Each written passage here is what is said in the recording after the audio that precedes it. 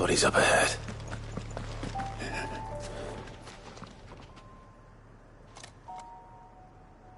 Is there no peace for a dying man? What happened here? The ether floods made savage beasts of my companions.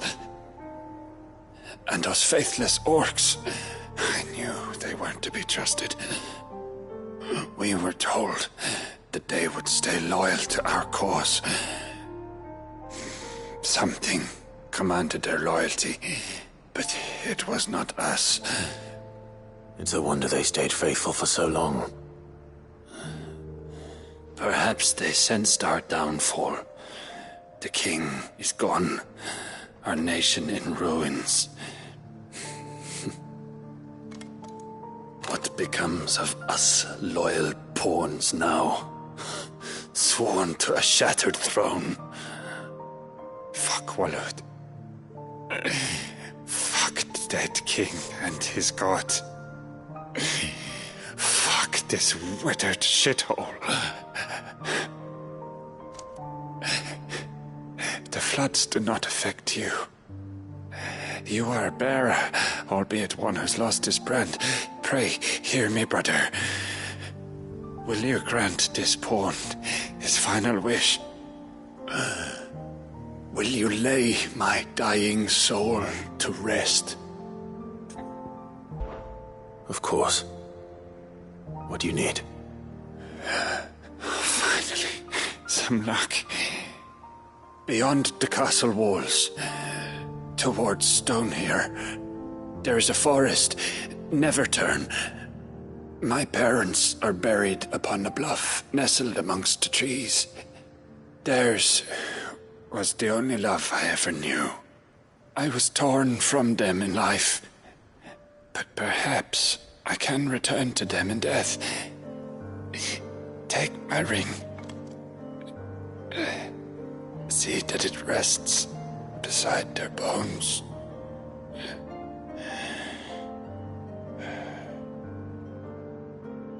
May you find peace at last.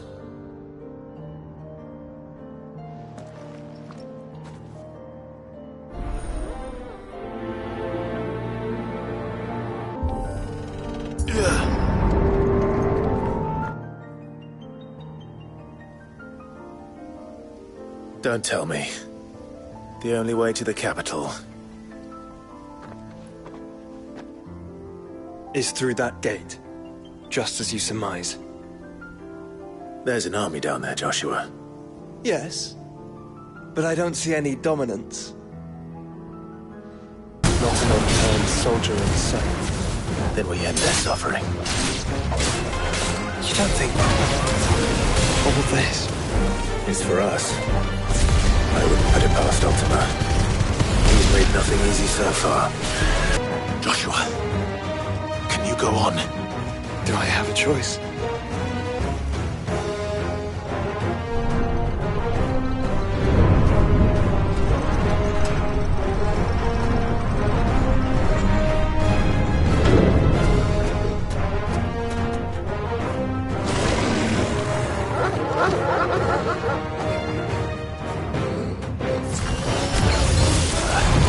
Joshua, this one's bigger than the others.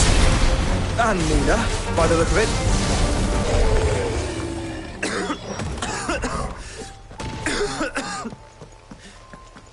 We can rest here if you like. Don't worry, I'll be fine.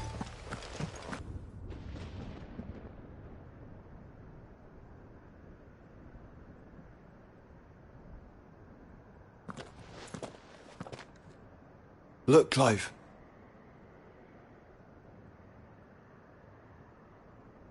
By the Founder, the place is a fortress.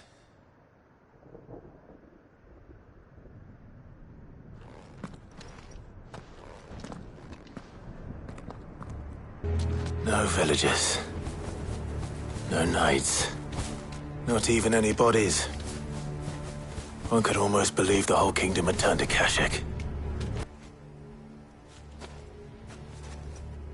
He'll be able to see all the way to Stone here.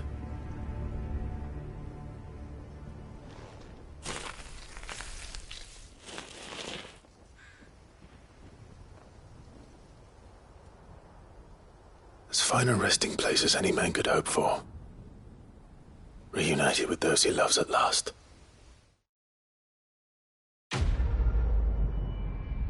Does it bother you that we haven't heard a single human sound?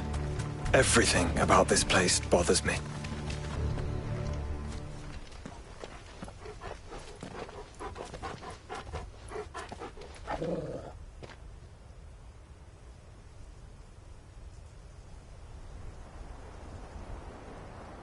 The calm before the storm. There's only one way into that city. Across the bridge. Through the main gate.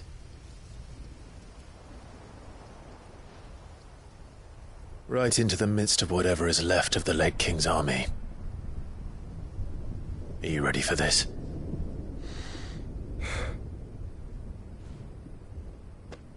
As ready as I'll ever be.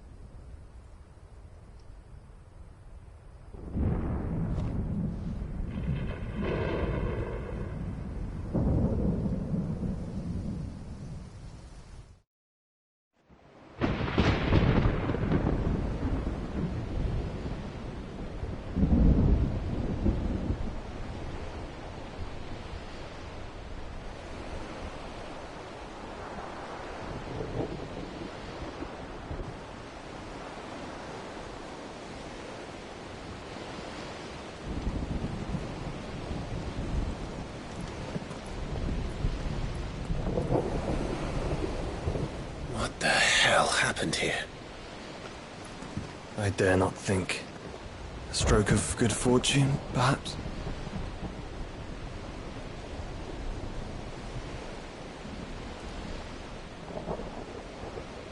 I hope you're right. So do I.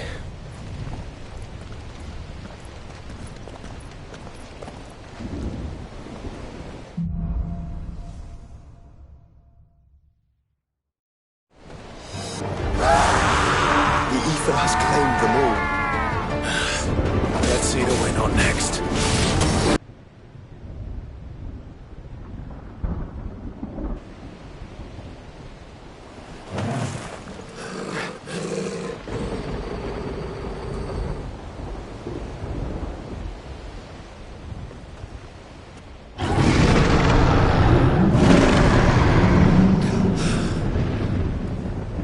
That's a behemoth. Who'd be mad enough to tame such a beast?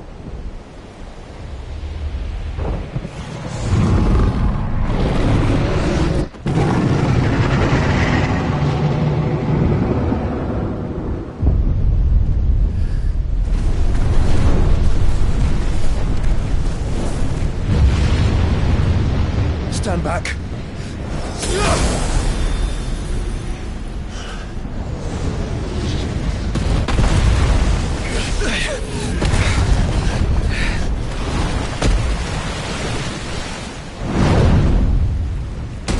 Get up! Here it comes.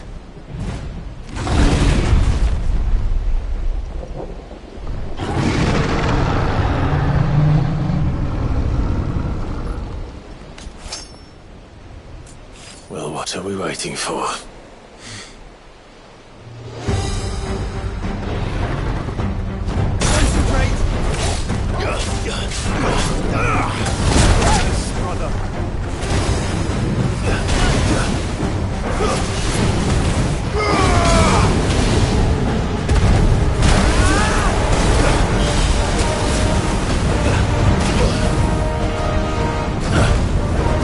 There's a good boy.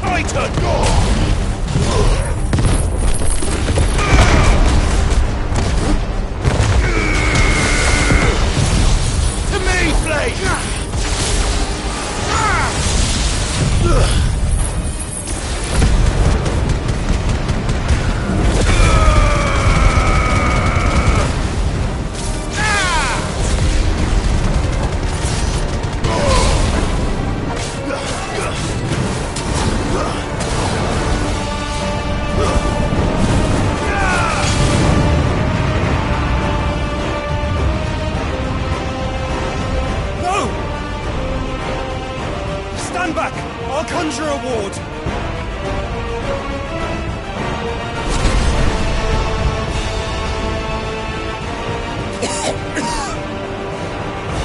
Joshua!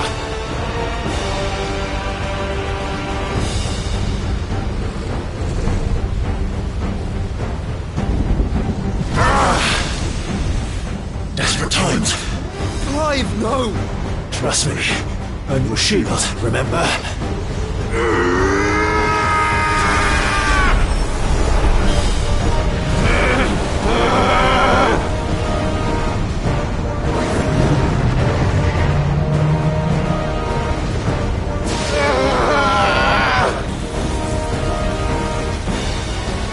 I think this might be a job for F16! Why would you turn to him, brother?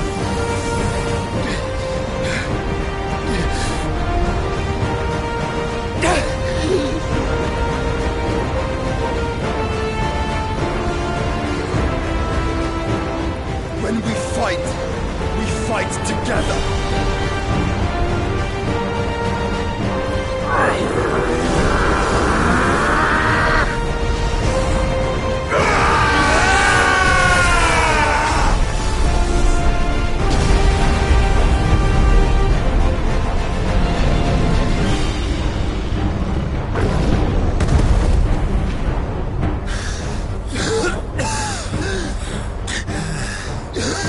That wasn't too bad. That was just the beginning.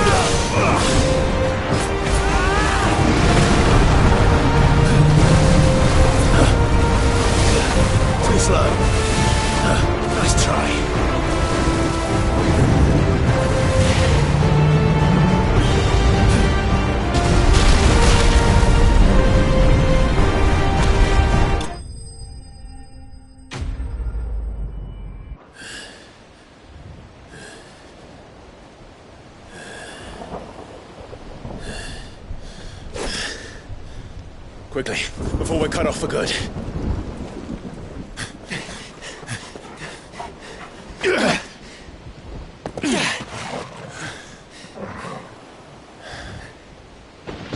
If it is like the others, the entrance to the inner sanctum will be at the foot of the crystal. We're almost there.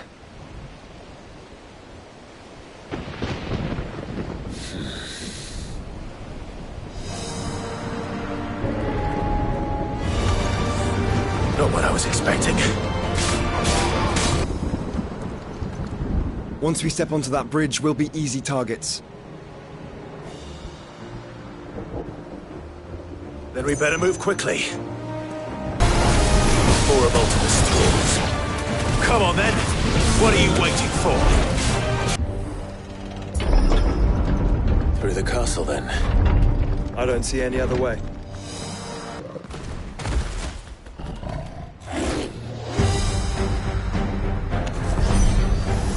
Ultima's corruption knows no bounds.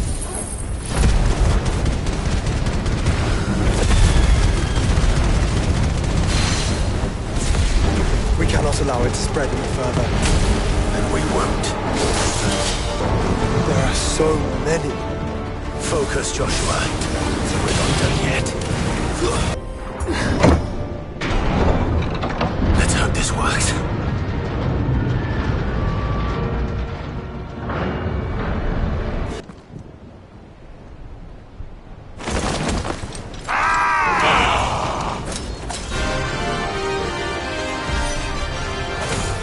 Clive? Of course there's more.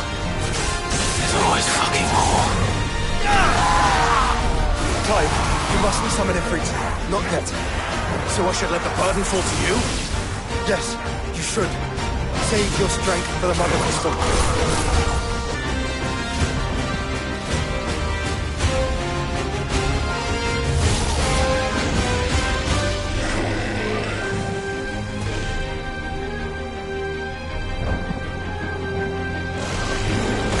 What must have eaten to grow so big? You don't want to know. Yeah.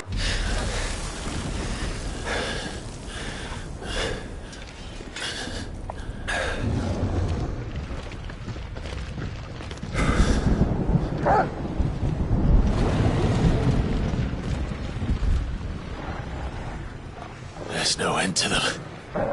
The whole bloody army's here. Stand back, Joshua. I'm summoning Ifrit. Stop, Clive. You mustn't. We still have a long way to go. If you tap your strength here, you'll have none left to destroy the heart. Then you'd rather die?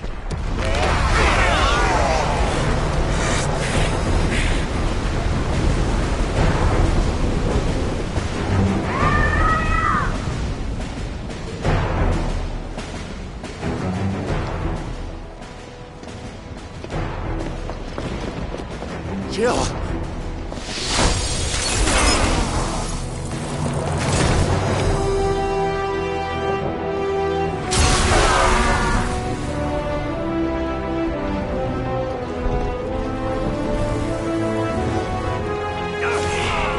She's not alone.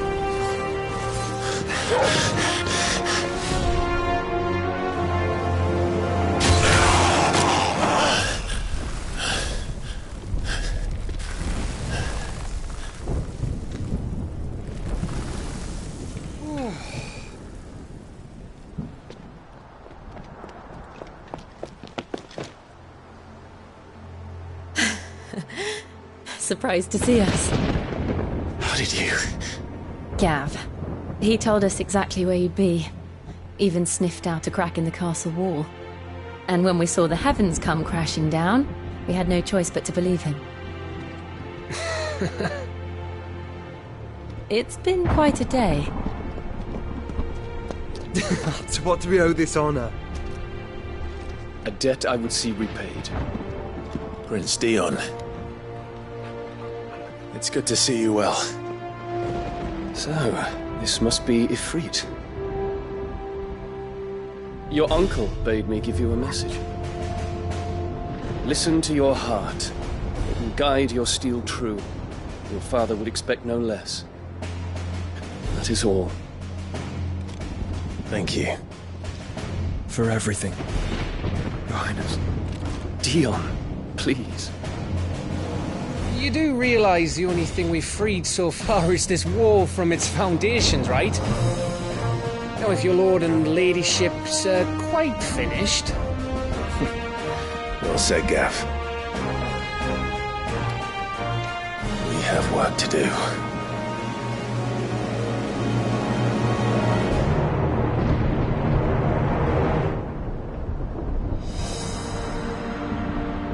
You see, Clive, we're not alone. If we are to win the day, we must all play our part.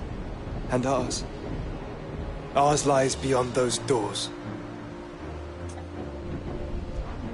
We've fought long and hard for this moment. Sid's dream, our dream, is within our grasp. We need only endure this final trial, and we shall. Together.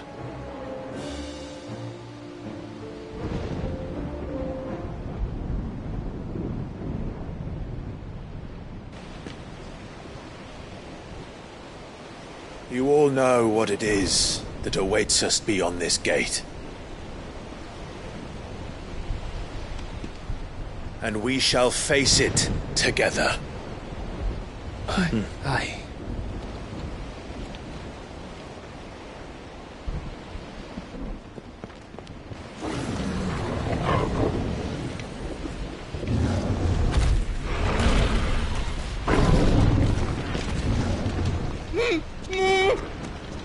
It seems our hosts would rather we remain.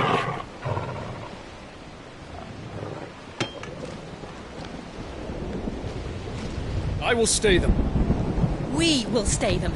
Go! Just don't keep us waiting. Thank you.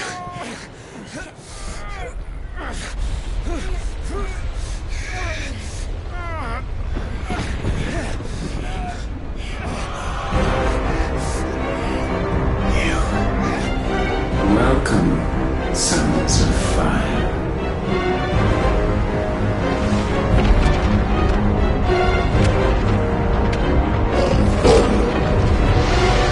No! No!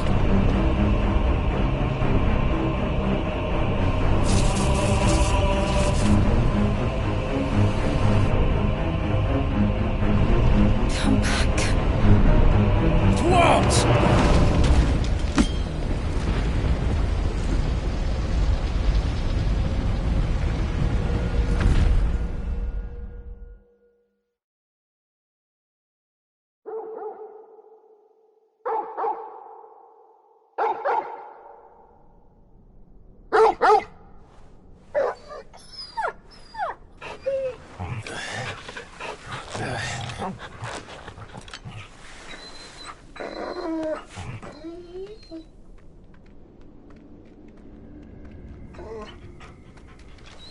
Joshua!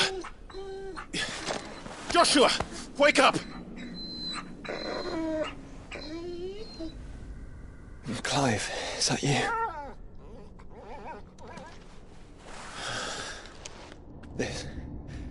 This isn't stone here.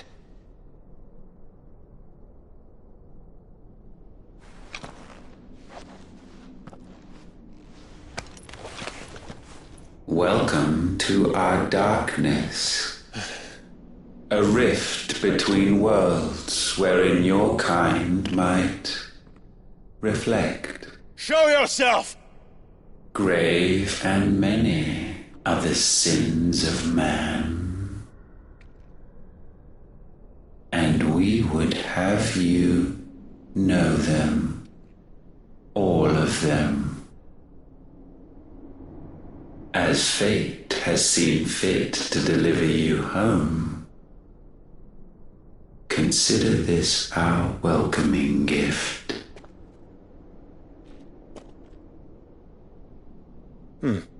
It would seem we are trapped. And the only way out is through Ultima. We find him, and we leave.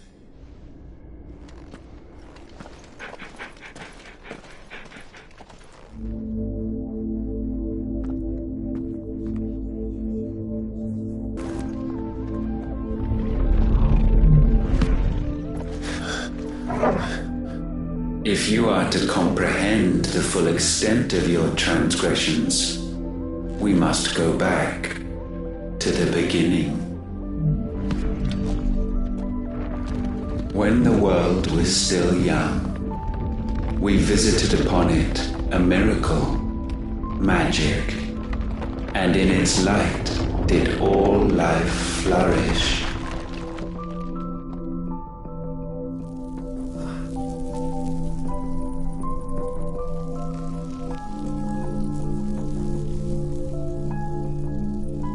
Yet the price for this boon would prove heavy. A pall descended upon the land, painting the horizon black as night. Though we labored to forestall its spread, in this one endeavor we stood powerless. And so we fled, that we might endure, that we might discover a means of salvation.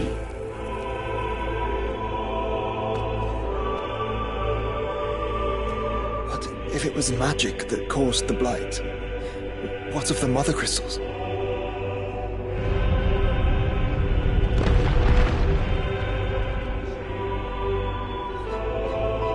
I expect he'll tell us soon enough.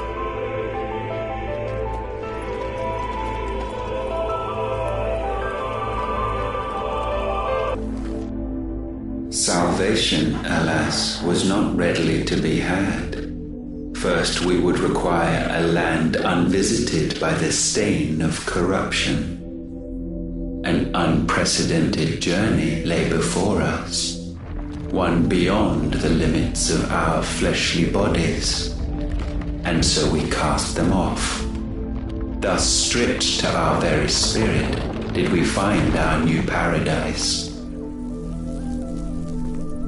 A land as pure as driven snow, Valisthea. There would the true work begin, for the black crept yet behind us. And soon did we arrive at a solution, the illness having spread to every organ. There was but one escape from this fate, to start afresh. With a new world. The one for which Barnabas labored.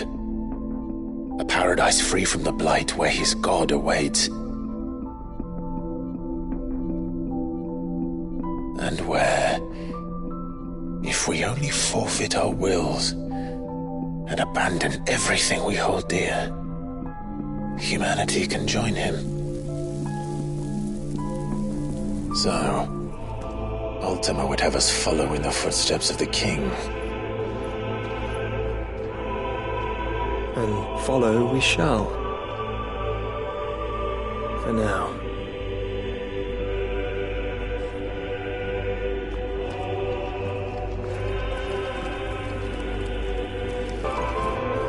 To forge a new world would require not only power, but a constitution strong enough to wield it. Acquiring the first would be simple. Untouched by the blight, Valisthea was replete with ether, and we had only to place jewels in her crown to claim it. Acquiring the second, however, demanded creativity. And so I cast forth the seeds of humanity. You created us.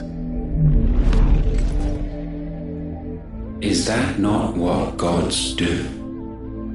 We sowed the seeds for you, Muthos, all that you might one day blossom. And our future thus secured, we thought to slumber, though that would prove a grave mistake. For it was as we slept that man committed his greatest sin. He awoke. Alone in a world bereft of his God's radiance, he stumbled blindly, desperate for guidance. Finding no light, he sought to kindle his own. And from that single errant impulse was his will born. Having discovered himself at last, man turned his eyes inward and found he desired evermore that which only magic might afford. So wars were waged and brothers slain for custody over that dwindling resource, and the land, she wept tears of black.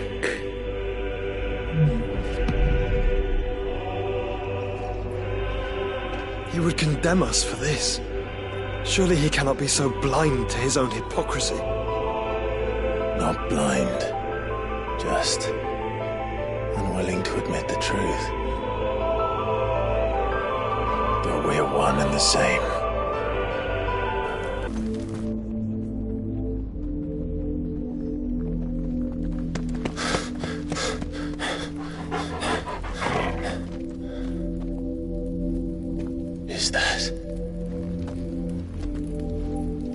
Siegfried, or what's left of him.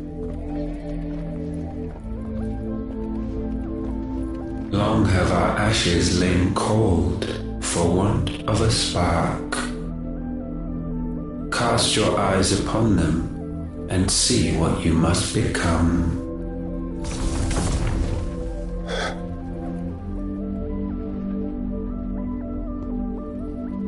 Valisthea cannot endure a second claim upon her being. The avarice of man drives her ever closer to destruction. But she may yet be saved by you.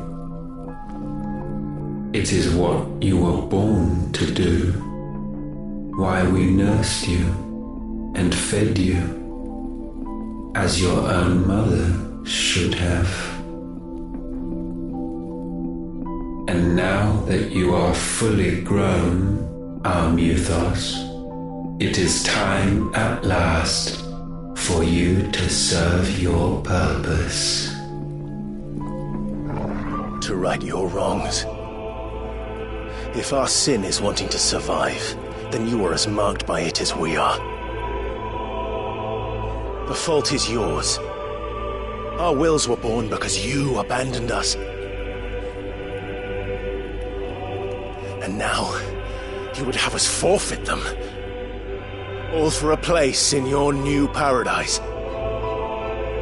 Do you imagine yourselves worthy of one? Mankind has no place in our world. Is this truly so difficult to comprehend? We only ever require you, Muthos, when the time comes to bid this wretched realm farewell. None shall follow, none shall remain. What do you mean, none? This is our world. Once the land's rebirth is complete, humanity will have served its purpose. Why would we continue to suffer that which has caused us so much vexation? Because the land doesn't belong to you. It belongs to us all!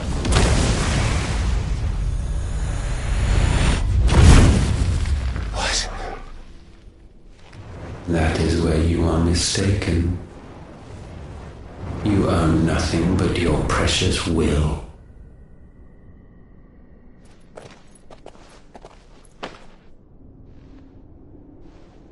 Brother.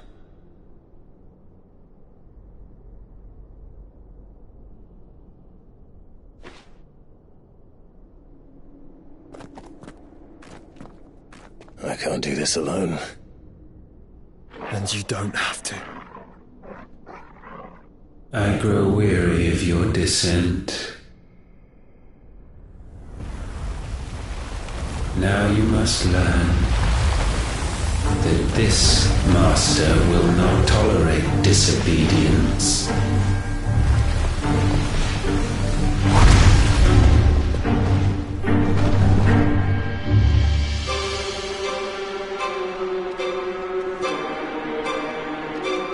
My friends, my family. We have all suffered, all fought to survive. This world may be flawed. It may be broken. But it's all we have. And if we can't share it, I see only one other choice. You have to go. You may have created us, Ultima. But it's time we lived on our own terms. This isn't your world anymore.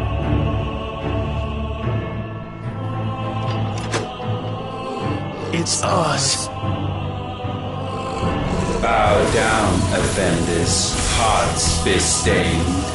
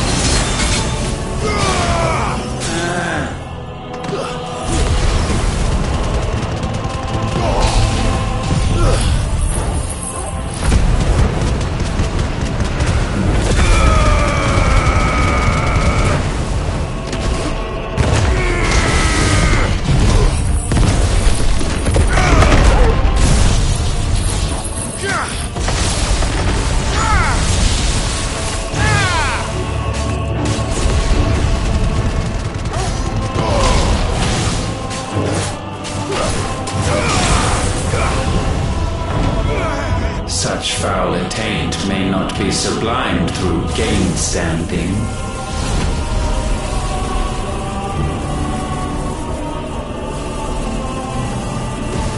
Only with heads hung low is penance paid. O wretched mortals incapable even of contrition, in fitting season shall we reap our harvest.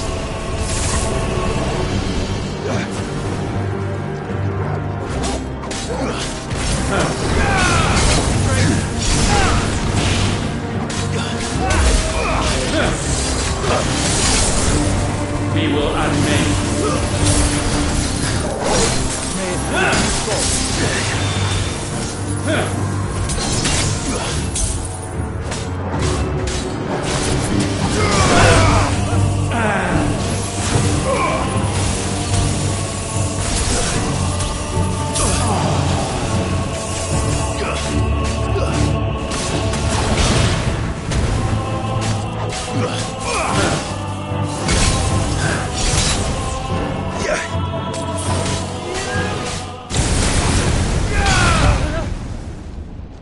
Gifted this chance, and still you would raise your hand against the Lord. What now? The darkness bends.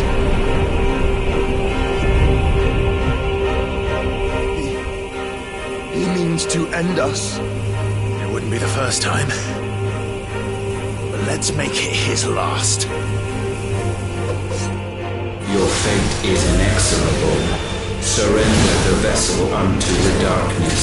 Surrender it unto us. Kneel before us.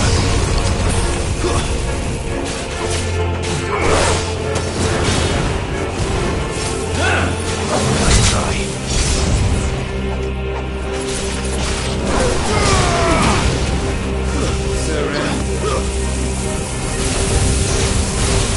Prostrate yourselves.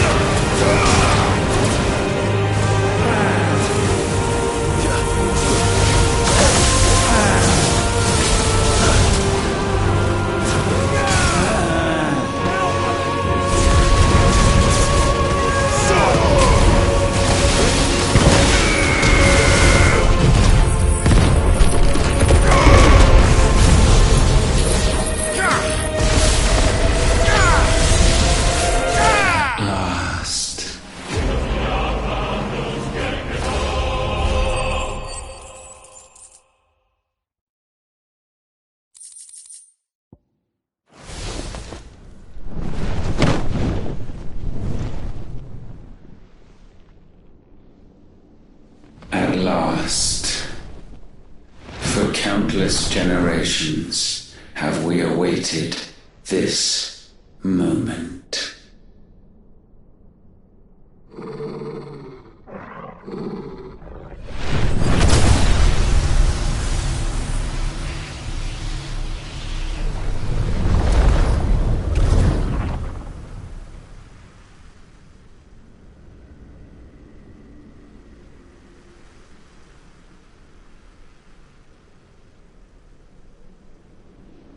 Your struggles have made you strong, yet your soul remains heavy with sin.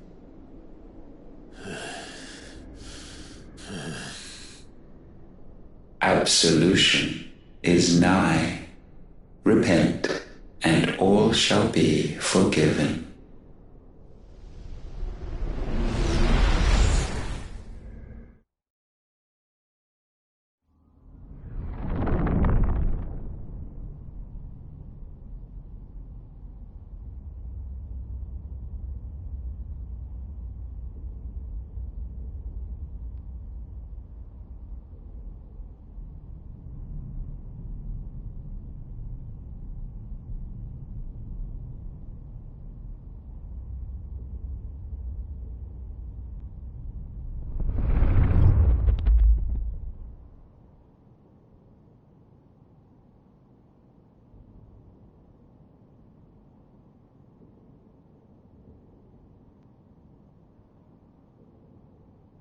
Tell me, Clive, how many lives have you saved since taking my name?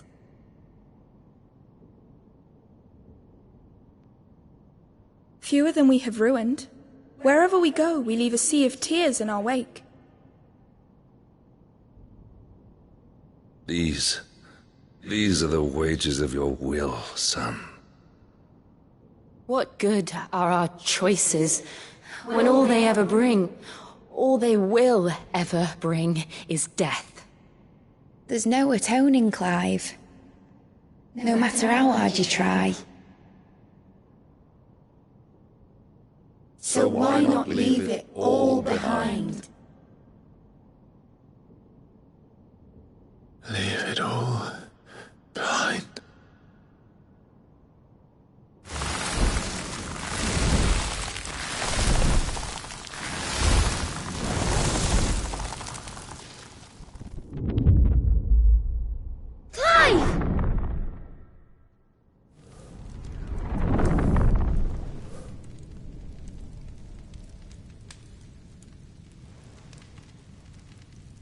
Please, won't somebody save me? Won't anybody love me? I yearn, yet still she is not mine. Have I not given enough? From will is born desire, and it is this which consumes you, rendering you incomplete. Do you not see how the world bends and warps under the weight of your hungering hearts?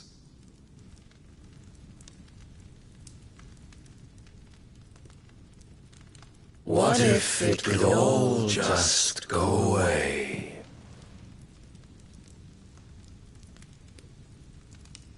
Just go away.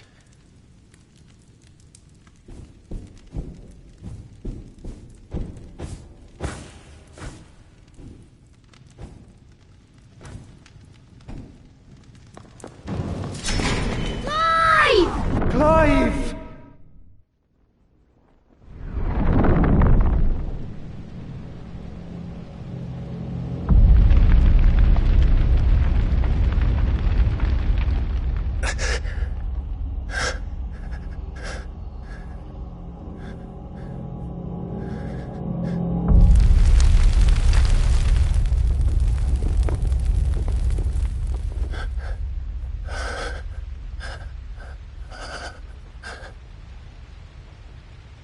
None of this is real. Wake up. It's time to go home, Clive.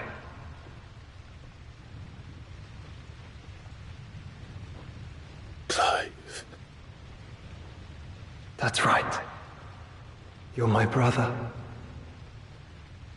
Brother. Father.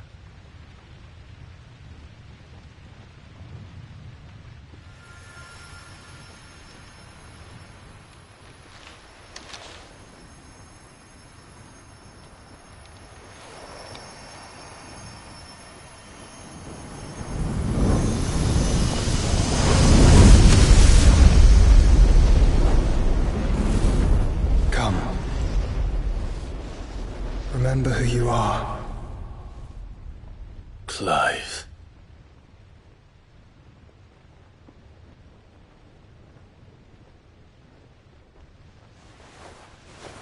Once more, lest you forget.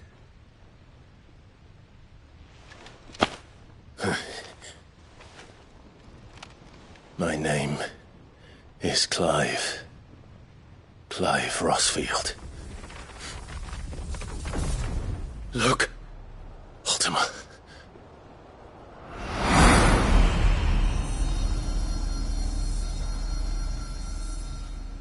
Even here, the light of the vessel's will cannot be quenched. And the Phoenix, his trespass should not have been possible. Not possible unless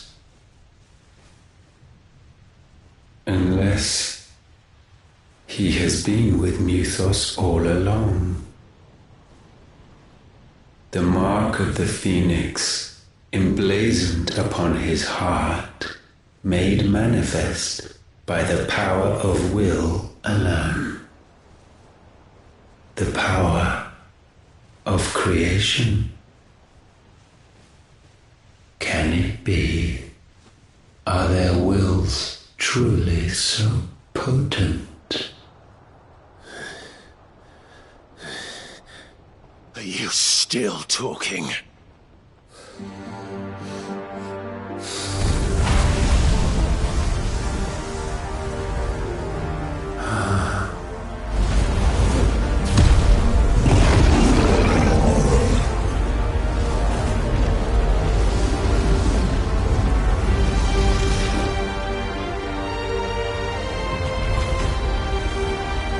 Our flames burn as one!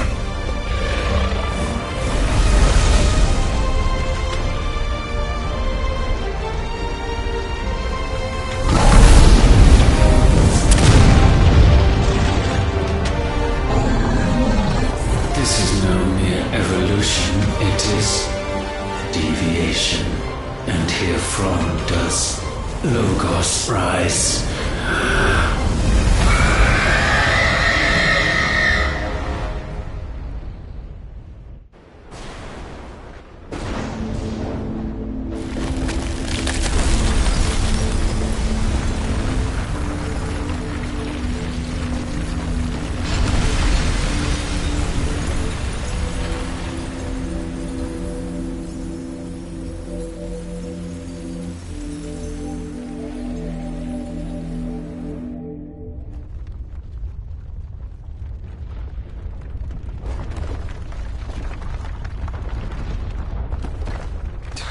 Damn it, Clive. Wake up.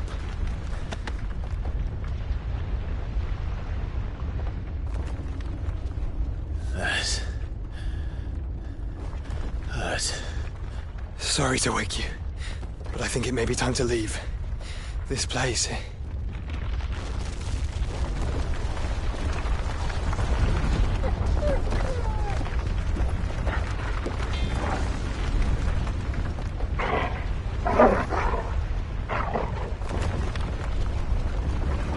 And once again does my creation stray from the path laid before it.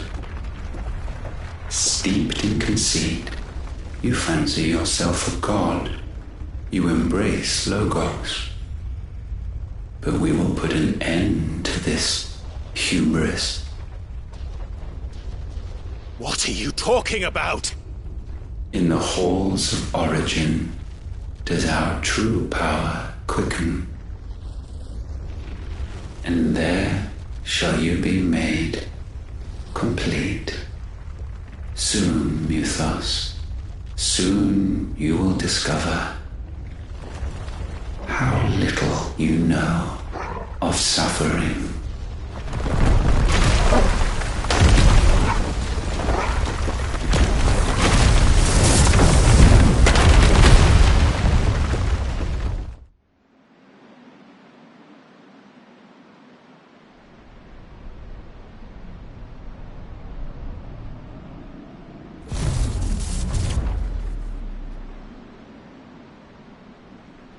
And so the crystals are no more. Yet in their silence, a new song rings. Its chorus building, a crescendo as it enters its final movement, stirring those long aslumber to waking. And back to their origin.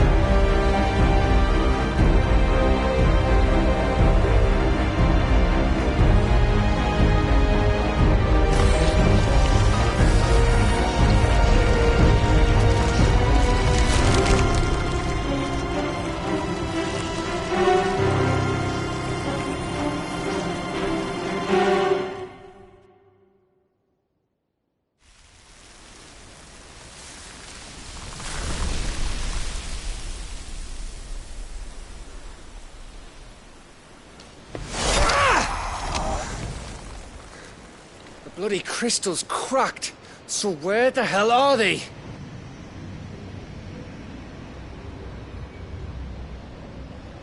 Oh, fuck me.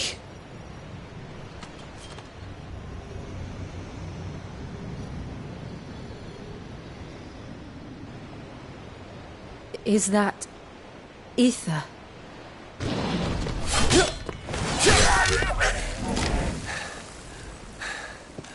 What in good Grieg's name is going on? This is wrong.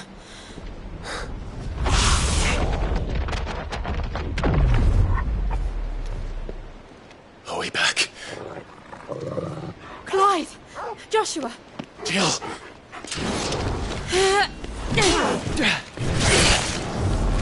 Is everyone all right? We're fine. What happened? Too much to explain here. Mate! We're leaving! Now! Everyone, fall back to the ship!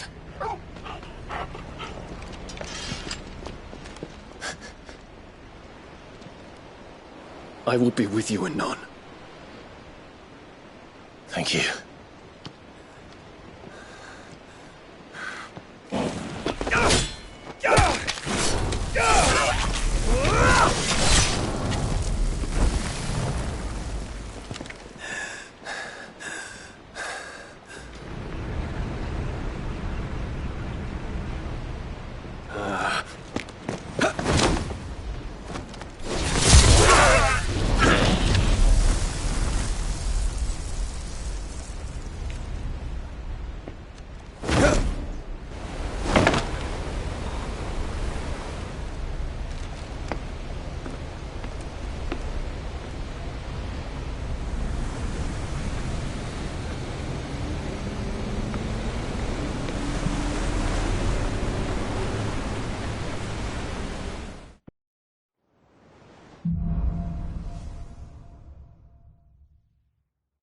I need to tell everyone what happened at Drake's Spine.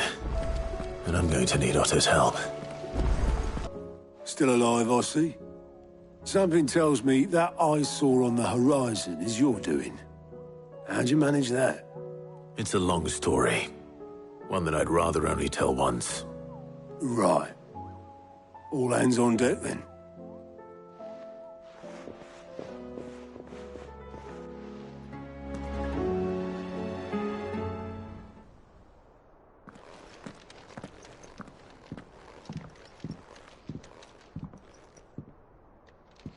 Is this everyone?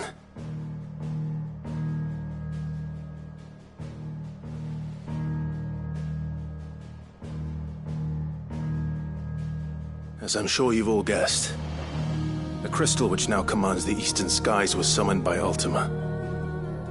He called it Origin.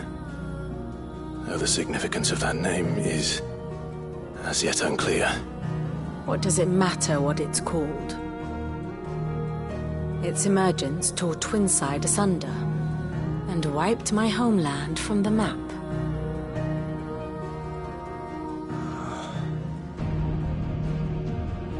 Mention of the Dominion spires can be found in the oldest of Varisthian records. But to the best of my knowledge, none provide any hint as to their true nature. That they would prove the horns of some slumbering demon. Well... The Dominion's demise was at least quick. Elsewhere, the Republican army cannot hope to contain the chaos engulfing Randalar. Canva is in flames, and the Empire. Our allies are crying out for answers. I've sent the Cursebreakers to give them what assurances we can, but right now that amounts to fuck all. They wouldn't be able to stop what the skies have started in any case.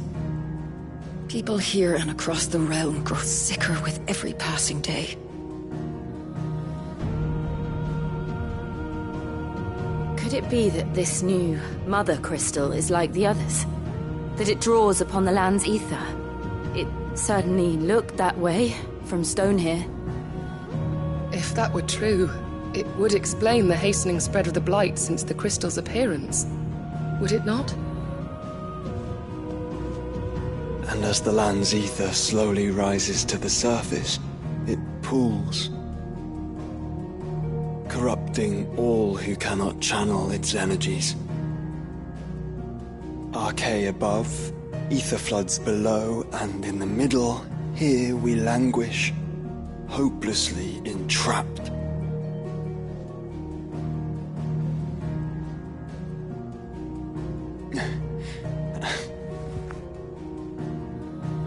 It's all right. When we faced him at Stone here, Ultima told us his true power quickens in the halls of Origin.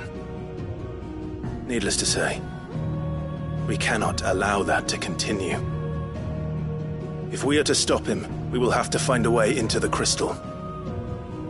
How are we going to manage that then? It's up in the sky. And fast as she is, the Enterprise can't fly.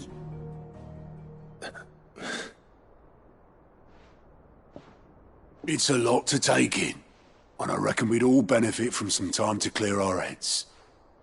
The answer will come to us. Don't you worry. Ain't that right, Clive? Right. That's right. Well, go on then. Bugger off.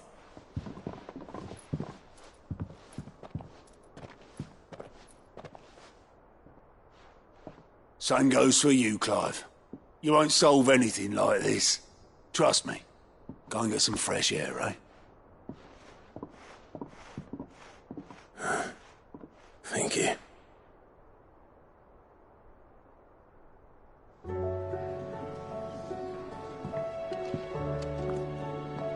Joshua seemed upset.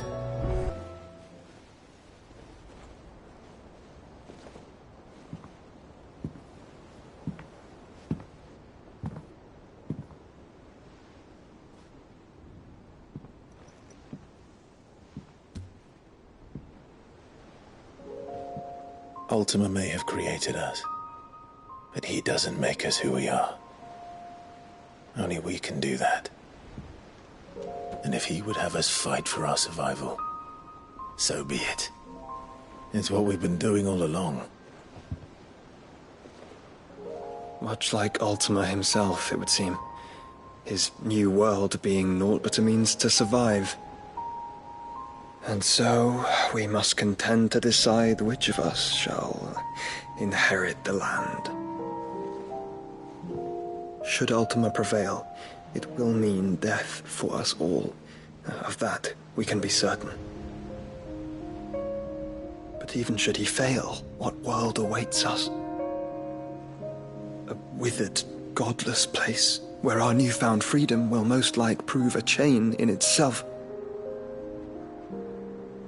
Well, that may be. But a chain can always be broken. As long as one has the will to break it.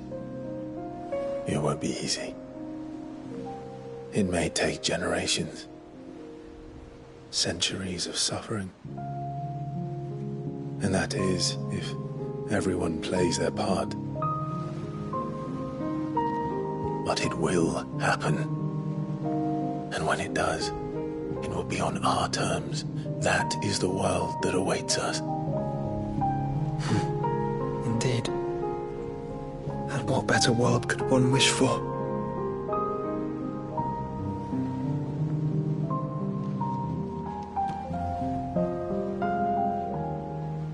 But first, we have to reach that crystal. Then it's a good thing I have wings. You can barely stand, let alone fly. And only the Founder knows what horrors await in those skies. You certain about this? Am I certain? I am the Phoenix. I will do what I must. This is our fight.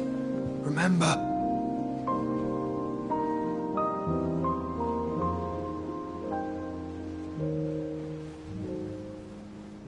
All right. I yield. But only what you must, yes? I'm still your sworn shield. That you are. And what of my wings? Lest you forget, you go to stand against a god. I would not have you succumb to fatigue before the fight begins. Ifrit, your brother mentioned that some few of the dominants who had lost their power to you were still able to prime. Is that true? It is. But their icons no longer submitted to their will.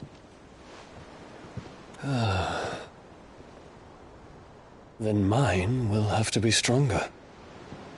That you both might save your strength for the battle to come. You don't have to do this. If you do, there's a chance you might lose all you have left. And what have I but regret? My life ended in the Dominion. I fear death no more. Besides, I would have words with Ultima. He has much to answer for.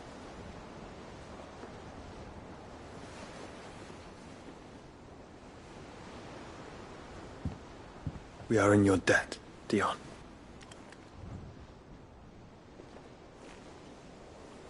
We can speak of debts when this is over.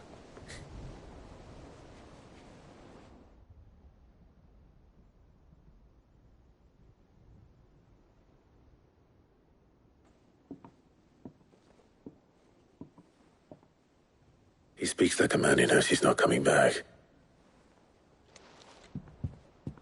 And has come to terms with that. That doesn't mean that we have to, does it, Clive? Time to talk to Jill. I only hope she understands.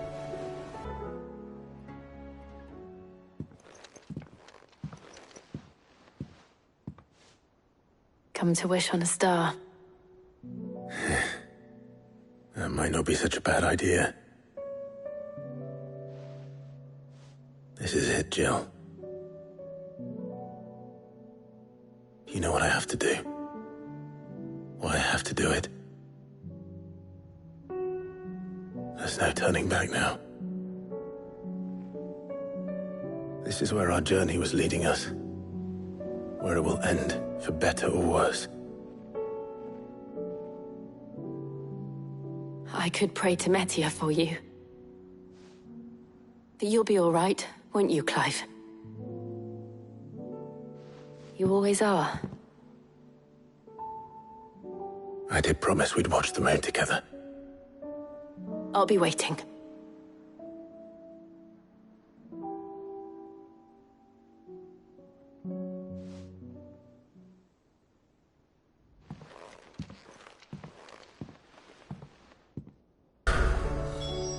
It's almost time.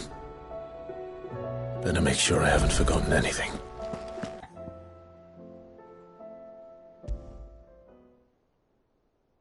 Something tells me this is no mere adventure story.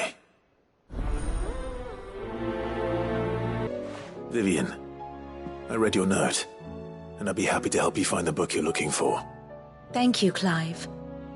But tracking it down will not be easy. Are you sure? Please. You have always granted me your wisdom and insight whenever I asked. It's only right that I return the favor. Or at least attempt to. You are too kind. Alas, what I ask of you is rather more trying than delivering the odd lecture.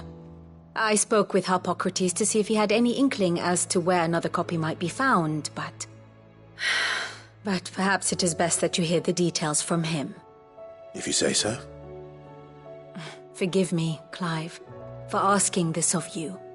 But this book, it set me on the path to becoming who I am today.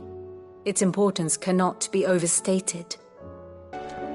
Ah, Clive, my boy. What a pleasure it is to see you.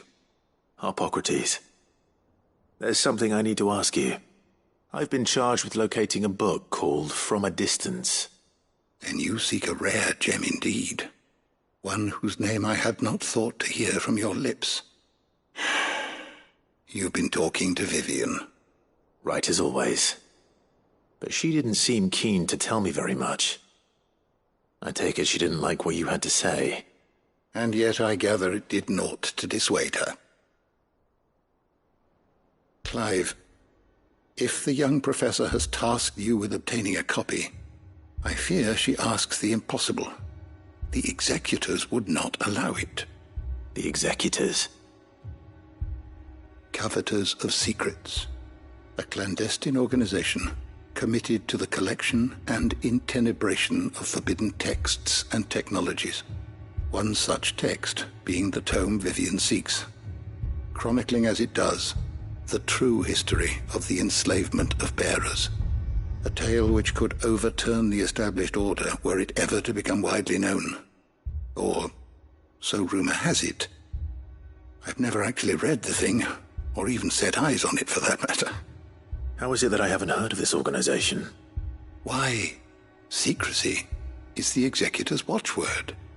They lurk in the shadows, emerging only to seize that which must be seized, be it books, inventions, or people, before disappearing again, leaving nary a trace. Which would explain why Vivian's copy was snatched from her grasp not long after she found it. By the hand of the executors, yes. But what drives them? Self-interest or ideology? Fine question. Sadly, all that is known of the executors can be recounted in a single breath. You may just as soon ask me of their origins, numbers, or the identities of their leaders. Any answer I give would be pure speculation. Then my hunt was doomed from the first. What was Vivian expecting? That I'd pluck it from thin air? Not from thin air, no. From ash. Rumors of the executors are rife among the scholars of Storm, but rather less so across the strait. I have a friend. Well, I had a friend in the village of Garnick, a collector of rare tomes, upon which subject we would oft correspond. Alas, I have heard naught from him since the skies fell dark. And no doubt he, too, has turned. But, though he did not mention it by name, it is possible that a surviving copy of From a Distance yet rests upon one of his many shelves, quietly awaiting discovery. If you were, by some chance, able to save even a single book from the poor man's library, I know his soul would rest easier. Very well. When I next find myself in Waloed, I'll be sure to pay Garnick a visit. The entire village looks abandoned. Now, which house would a bookworm live in? His interests were certainly varied. This is it. But if what it says is true, I need to get this back to the hideaway.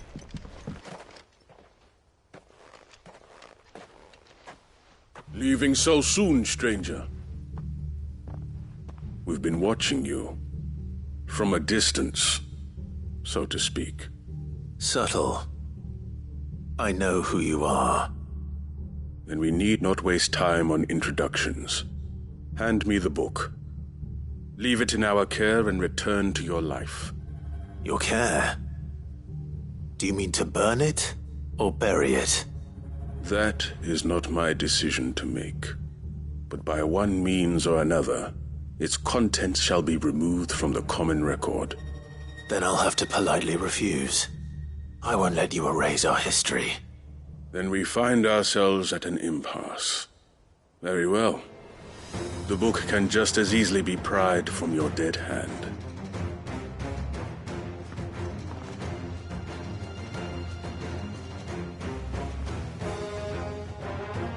Let's see, shall we?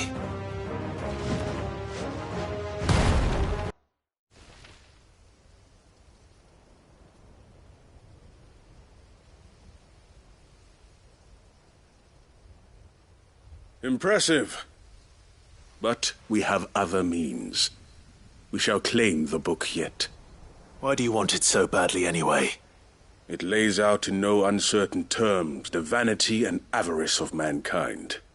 It tells the shameful history of the persecution and oppression of a gifted few by a giftless many. Would you say that this interpretation was correct? I don't know. You don't know. Your sword may be sharp, but your wits are dull. So let me answer for you. There is no correct interpretation of history. That a series of events took place may be proved beyond a doubt. But there can be no single, immutable explanation as to why they came to pass. It is a question of numbers and of belief. If enough people believe that a set of events occurred for a reason, that belief becomes the truth. So you're trying to control the truth? We are trying to protect people from themselves, from knowledge that would bring them naught but pain. That is all. You may keep the book, for now. The world is small. We shall meet again. Until then. Wait! Damn it. Let's get this back to Vivian. Perhaps she can explain what that was all about. Vivian. I found it. The book you lost.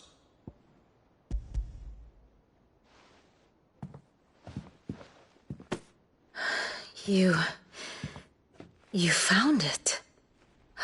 Thank you, Clive. Even though I asked this of you, I was not entirely sure it would be possible. I feared the executors had seized every copy. I met with one of these executors, and I convinced him to let me keep it. He told me something. That the truth is just a matter of collective belief.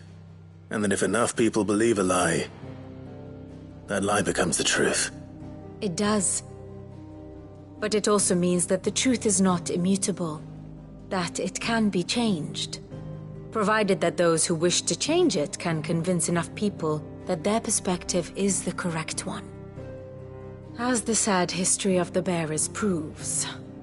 You said that the book inspired you to become a scholar. It did. Or its author, rather. She was a heretic, you see. A firebrand and a dissenter. A gallows stood ready for her in every corner of the realm. And by shunning society, or perhaps being shunned by it, she stumbled upon a truth so potent that an entire realm trembled at the prospect of its utterance. I, too, have always felt somehow set apart from the world of men. A stranger to my own species. She taught me that my solitude was not a curse, but a gift. And that, though my journey to the truth might be a lonely one, What I found at my destination would be more than worth the cost. Do you still feel that way? That you're not one of us? Honestly, I'm not entirely sure anymore. Since coming to the hideaway, I find my thinking somewhat clouded. Perhaps the result of studying mankind from a rather closer perspective than I had intended. But the more I study, the more I find value in this perspective. In looking not from the outside, but from within.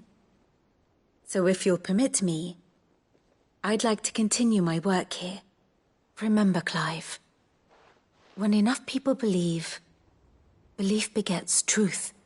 Give the men and women of this benighted world the gift of truth. Make them believe in you, as I do. I'll try, Vivian. I'll try.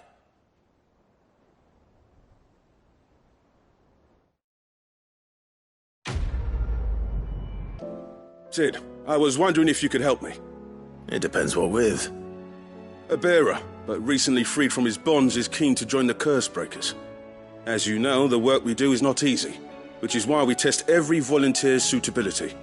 I was hoping you could oversee this one's evaluation. I don't mind, but why this one? Because he wants to be a scout. Our ranks are filled with men and women capable of breaking chains and putting slavers to the sword.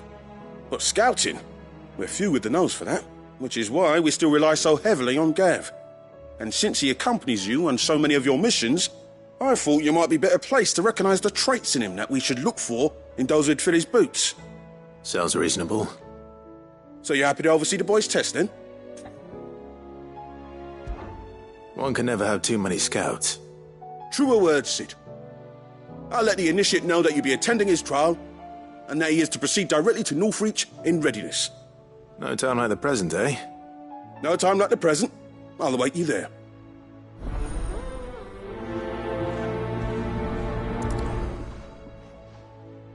Northreach. I don't suppose they could have chosen somewhere closer. Nazaire might at least have mentioned where in Northreach he'd be testing this recruit. Well met, Sid. This is the initiate. Ember, present yourself. At your service, Master. Please, just Sid. There are no masters here.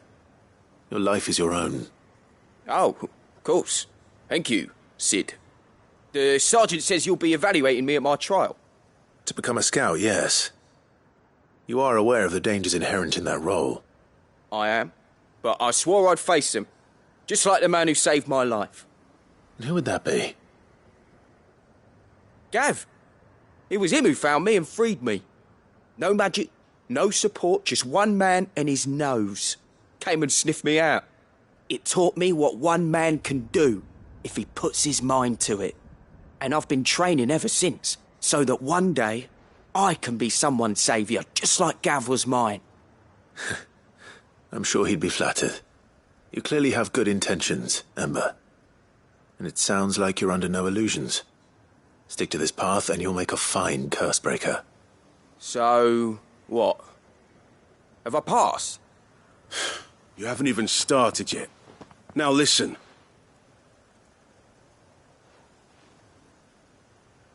Not far from here is an Imperial lookout, Eastwatch. The guards there record all their sightings in a logbook. You are to find it and bring it here. And bring it here, right. Anything else? No. Sneaking into a heavily guarded Imperial outpost and stealing the logbook would be quite sufficient. You'll need to assess the situation, determine a point of entry, create a distraction and effect an escape, all without being discovered and thrown into an Imperial oubliette. Ember, Gav isn't our best scout because he can do everything. It's essential that you know your limits. Know my limits, right. I won't let you down.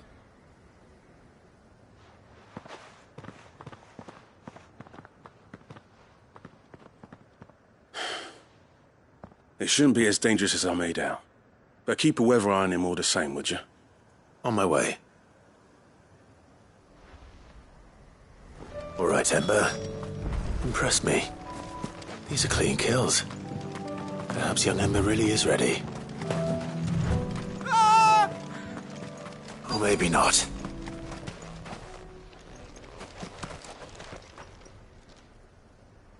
Damn it. Ember, draw your sword! I can't! Then run! If you want him, you'll have to go through me.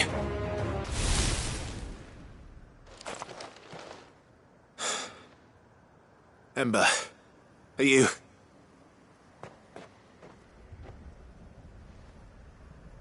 Gone. Of course. Scouts really are a rare breed. Back to Northreach it is, then. I didn't expect you back so soon. Where is Ember? How did he fare? I thought I'd find him with you. He must have fled. I followed him to Eastwatch, where I found him being set upon by a wild Avis. He was just standing there. Didn't even draw his sword. I had to step in and take care of things. But by the time I had, he was nowhere to be seen. I assumed he'd set off in your direction, but apparently not. Oh, I'm sorry, Sid. I knew the boy had a nervous streak, but he seemed like... The right man for the job? I believe this is the logbook you tasked me with retrieving. Eh? How did you... Don't you tell me you breached the tower while Sid was busy saving your skin. What? Wasn't that what you asked me to do? To bring the thing back without getting caught? He has you then, Azure. And he did it all on his own. But Sid, he did what he thought was best. And now I have to decide whether I agree. Of course. We'll await your evaluation back at the hideaway. Don't you leave my sight. Yes, Sergeant.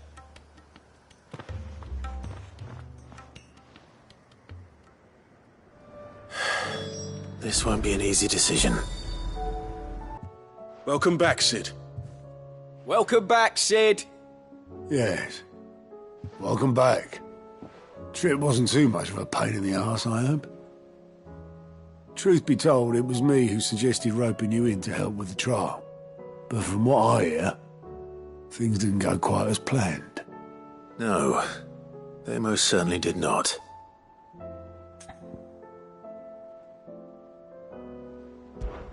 Ember lost his nerve in the face of a beast of prey, but he didn't lose heart. He pressed on, and he achieved his aim. And is that not what we ask of our scouts? Indeed it is. Thank you for your honest appraisal, Sid. The fact remains, however, that Ember will not always have a battle-hardened warrior on hand to pluck him from the jaws of peril. All I have gleaned from this trial is that without someone watching his back, Ember is little more than a liability. Wait, Sergeant. Ember still has much to learn, it's true. And this time he was found wanting. But I'd say he's due a second chance, nonetheless. After all, he did do as you asked. With a bit of hard work, any hand can be made to hold a blade, and any mind can conquer its fears. But a scout's nose is different. You've either got one, or you ain't. And by sniffing out that log, young Ember here has shown he has a conch and a half. Wouldn't do to waste it now, would it? Fine. One more chance. I'll do whatever you ask. I'll spend my days and nights in the pit if I have to. I'll show you. Just you wait. Daft as a brush, that one. But his heart's in the right place. Just like someone else we know. And if you ask me, we've been leaning on him for far too long. About time the curse breakers took some of the weight off his shoulders, I reckon. It couldn't hurt. Just don't tell Gav I said so, will you? I won't have him thinking he's been hard done by. Next thing you know, he'll be asking for a day off. Chance would be a fine thing. Back to work. Forgive me, Cid. This did not play out as I expected. Things rarely do these days. But that's why we need men like Ember more than ever. Men who can make the best out of a bad situation. Remember that. I will, Cid. Thank you. Cid, do you have a moment? By all means. It's my old master. Seems there's no escaping her. She found some way to send me a letter. And something else. Records from a Waluda prison. Seems they were keeping a lot of bearers there. How did she come by such a thing? Finding bearers always was her strong point. And it seems the cells of Balmung Dark are full of them. Foreign captives, the masterless. Bearers no one would miss. And even better for her, bearers with no one to look after them. When ether started lapping at the walls, the jailers fled. Leaving the bearers to be liberated by whoever happened to come along next. Cid, I'd like to believe that I've earned your trust by now. And while I'm well aware that you've forbidden Cursebreakers from traveling to Waloed, I can't let those bearers die in their cells. I'd rather risk shipwreck on the Shadow Coast than leave them to starve. We'll be needing the Enterprise if we're going to navigate the Narrow. Does that mean... I'm making an exception, but we travel together. And we stay no longer than we have to. Ash is an inhospitable place at the best of times. We save as many as we can, and we leave. Thank you, Cid. There was a name in the prison register. A name from my past. Chadwick. Another of my former master's protégés. A gifted soldier, and the closest thing I had to family. The thought of him held captive in that place. He must be very important to you. He was. Is. Then we find him. The entrance to the prison lies in the shadow of Ravenwit Walls, just beyond the portcullis. We should head there as quickly as we can. I only pray there are still bearers alive to save. As do I, Doris. Doris is waiting for me near Balmung Dark. The longer she's out in the open, the more likely she is to be found by a Kashyyyk. I need to hurry. There were no guards, I take it. None manning the gates, no. It's a different story inside, though. The corridors are crawling with a Kashyyyk. Most likely guards left behind when the wardens ran. If Chadwick was being held here, I worry that he may already be. Don't give up hope just yet, but let's move quickly. Let me check the ground floor. The ether stick is there. Then I'll search the upper level. Good luck, Cid. Stay safe.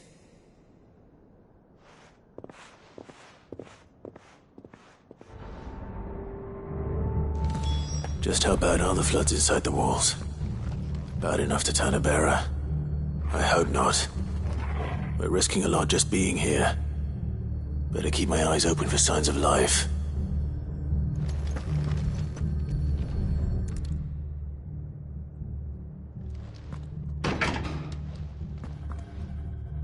Locked up tight.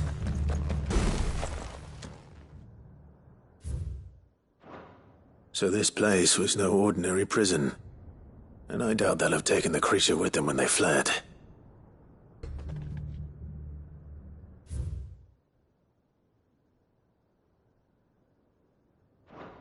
Minimal loss of Waluda lives.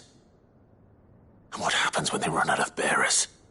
Even the Imperials take better care of their branded than that.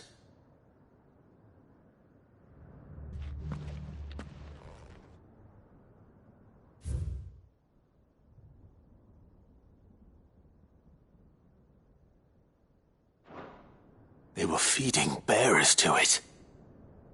This is even worse than I'd feared. Nothing but a Kashyyyk down here. Hopefully things are looking better upstairs. I should go and see how Doris is getting on. No lock downstairs. But I did find out that this place was more than just a prison. Something far more sinister was happening here. I know. I've been reading some of these documents and... it can't be true, can it? Bearers die every day in service of their masters, but this is so much worse. Pitting bearers against a wild beast armed with nothing but their wits. And all in order to bring about more death. And not just those who could fight, but the elderly, children even. And those who wouldn't or couldn't were disposed of. Whatever that means. I'm afraid it means they were fed to the monstrosity they kept here. Then we're too late. And I was a fool to bring you here. Don't say that. Did you find anything else? A key. But it doesn't fit any of the locks on this floor. Perhaps it will fit one of the doors downstairs. There's a corridor I haven't searched yet. Finish up here, then come and find me when you're ready. All right. I'll be there in a moment.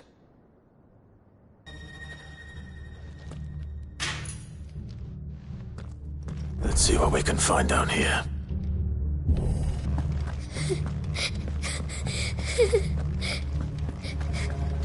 A survivor. And she sounds close. Who are you? There's no need to be afraid. Are you alone? Are there any other survivors? Some of the guards. They're still here. But something's wrong with them. Everyone else was eaten by the monster. Of course there were. Thank the Founder. It was worth our coming. But I'd rather we didn't linger. Are you ready? Ready when you are. You poor thing. He must have been terrified. Did Chadwick send you? What? He fought the monster. Distracted it so I could run away. He must have sent you. He promised to free the others too. Where is he? He opened your cell, didn't he?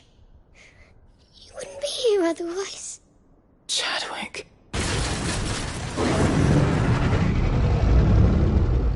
Was that? Monster's back! Chadwick, help! We have to get out of here. Doris, keep the girl safe. All right. You put that bearer-eating bastard in the ground. It's out there waiting for me. I can't let it live.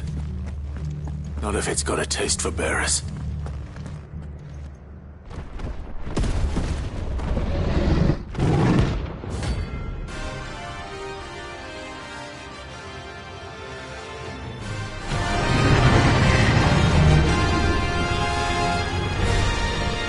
The beast will wreak havoc if it ever leaves the prison. I can't let that happen.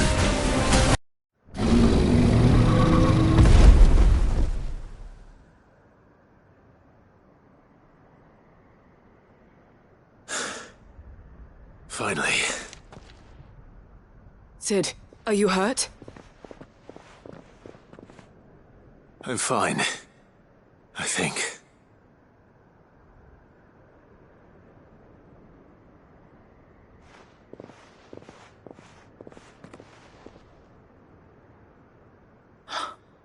Oh, no. What is it? A diary.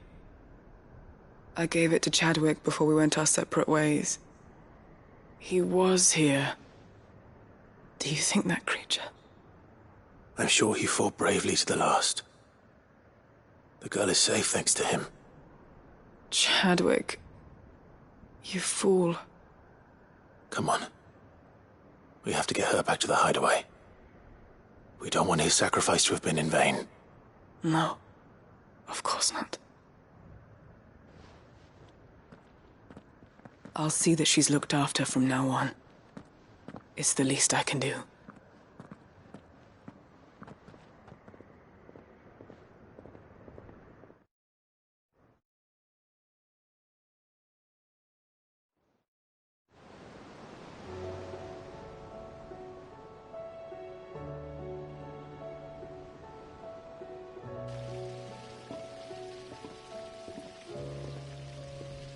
From what I hear, you've barely left the girl's side in days.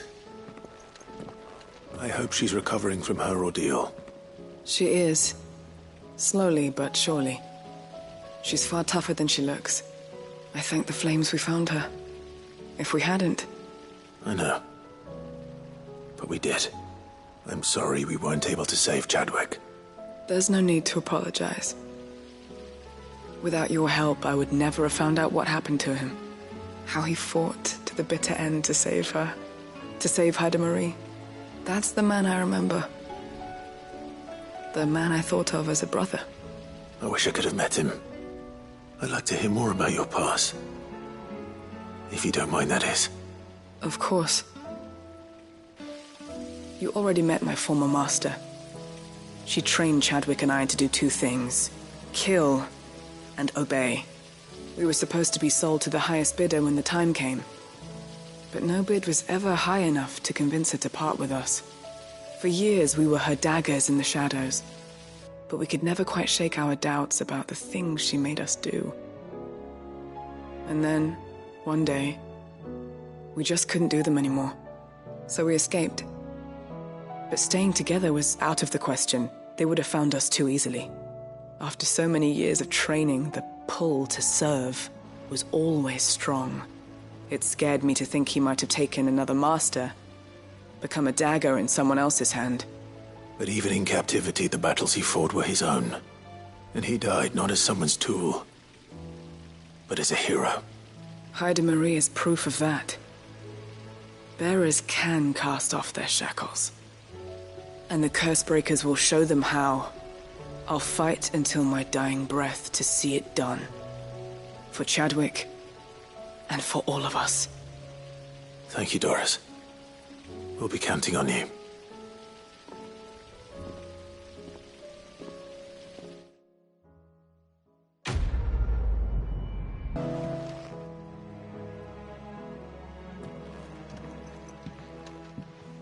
Sid, you have to help us.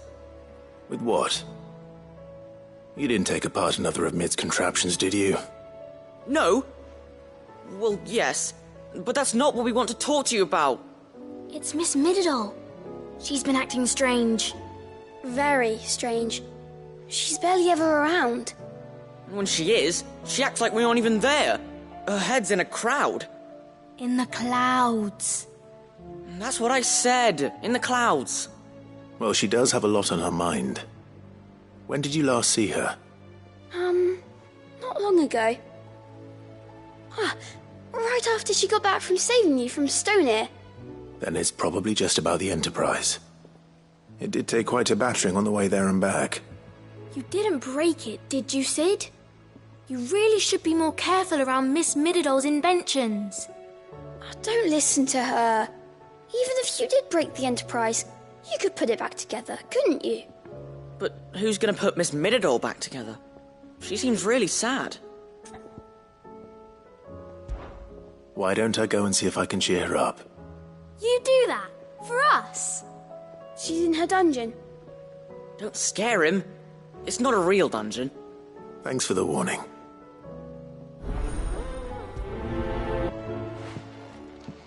Mid, if you have a... That's it! I knew it! The answer was right here under my arse all along! If this doesn't steer to the skies, nothing will. To the skies? You aren't trying to give the Enterprise wings, are you? What else would I be doing? The children seem to think you're avoiding them. They're worried about you. Is this really so important that you need to shut yourself away from everyone? The Enterprise is already the fastest ship in the realm, and that's with the sea beneath her. But what if she weren't bound to the waves? What if she weren't bound to anything at all? It's not fair. The gods get the skies all to themselves, so I'm gonna do something about it. The Fallen had their chance, but they relied too much on magic. And see where that got them? But not me. I've discovered how to do it without. Well, almost. First I need to make a prototype. And is that a one-woman job? Are you volunteering? I'll have you know the Enterprise is my baby. But if her godfather's offering to lend a hand, I'd be happy to take it. First, I'll need oil, And not just some old drippings from Miss Molly's spits in the Tub and Crown. Refined stuff, like they make in Ordill. Then I'll need some bone, or shell. Light, strong, preferably no longer attached to the beast it belongs to. If it's beast bones you're after, I'm sure the curse breakers will know where you might find some. No, they'll know where you might find some. You're the one who offered to help, remember? I should speak with one of the curse breakers before I set off for Old Hill. See if I can't find this bone while I'm there as well. All right, Sid. Come to buy us around, have you? Only if you earn it. Mid needs a piece of light but durable bone for her next project. You've encountered your share of beasts on your travels across the realm. Any ideas? Most bones are the same. Whack 'em hard enough and they'll break. If it's durability you're looking for, shell will serve you better. You know what an adamantus is? I do. And I know to give them a wide berth. Will any old adamantus do? Well, with shells, the older the harder. There's a rumour of an ancient adamantus down in Karava, near Old Bidza. Or what's left of the village anyway. But don't expect to make quick work of the bastard. There's a reason it's lived as long as it has. I'll keep that in mind. Thank you. Mid's oil. After what happened here, it's a miracle there was any left at all. This should be enough. Here we are again. Karava. If you were a tortoise, Torgor, where would you hide? It looks like we found him. I better get these materials to Mid so she can finish her prototype. Mid, tell me this is all you need.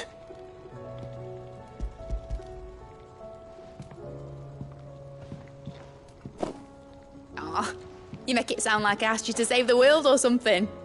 Tell me this is all you need. It's most of what I need.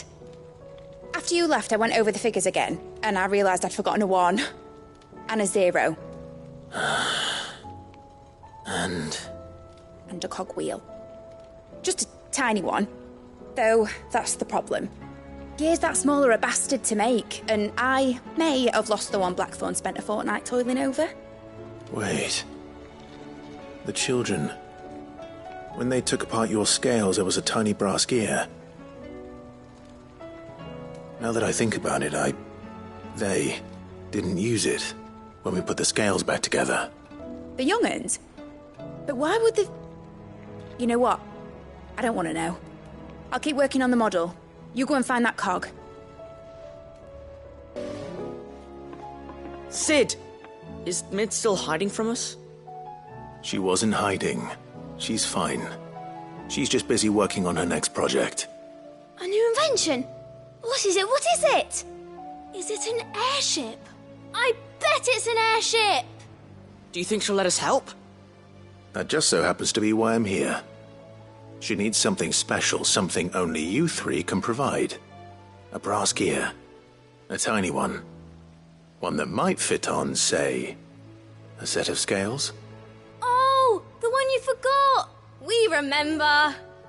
We saved it, just in case. It's in the bag of bits. Since your lesson, we've been disassembling, then reassembling everything we can find. All the pieces that are left over, we keep under our beds, just in case. That's good to know. Look! I found it!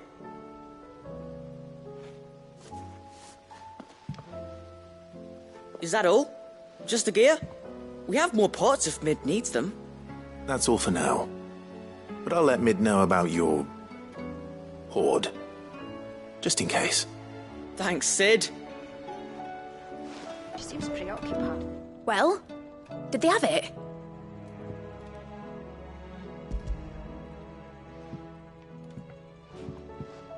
They did. And they kept it somewhere nice and safe. Will it work? Will it work? He's perfect! You're a genius, Clive.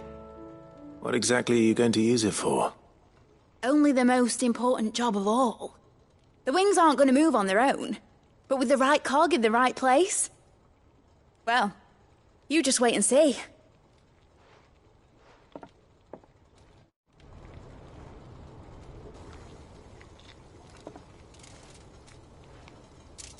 That should do it.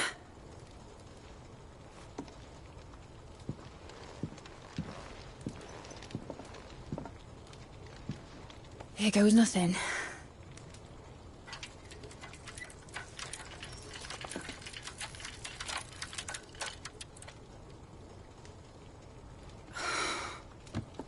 Titan's tits. It wasn't supposed to fly, was it? Of course it was supposed to fly. Wouldn't be much of an airship if it didn't. Honestly, these bloody engines are driving me mad. I was so sure this would be the day she soared.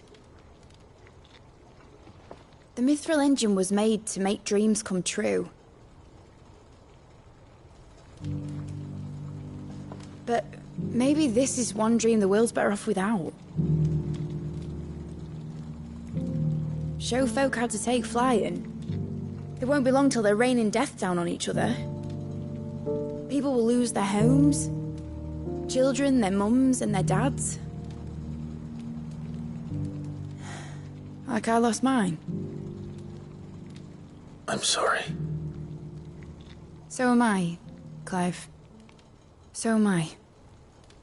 Sorry that I have to choose. Do I follow my head, or do I follow my heart?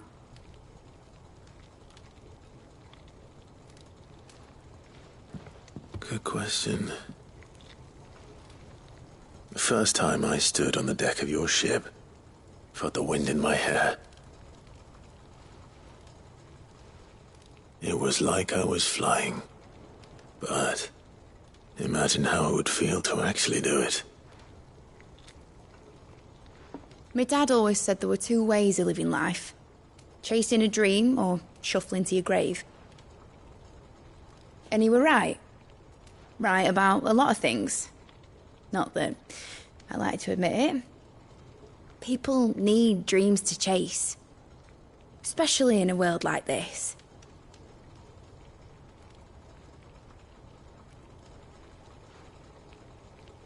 Right.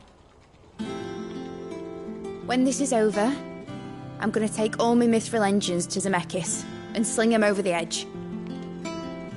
I won't have my dream end up turning into someone else's nightmare. But all that hard work... All that hard work will not be used for war, Jamie. But it ain't like it'll be gone. Tell me, Clive, have you ever been on a treasure hunt? Not since Joshua and I were boys. Why do you ask?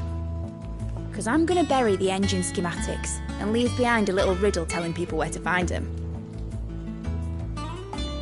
A really hard one, so that only the most dedicated dreamers will ever be able to work it out.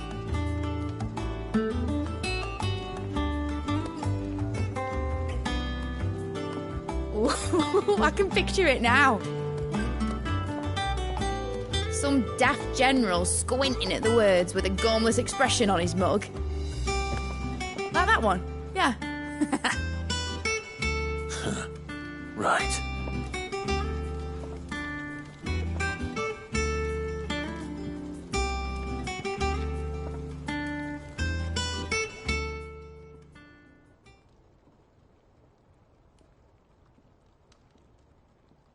Of course, if I'm putting this engine at the end of a treasure hunt, I'll still need to make it a treasure worth hunting for.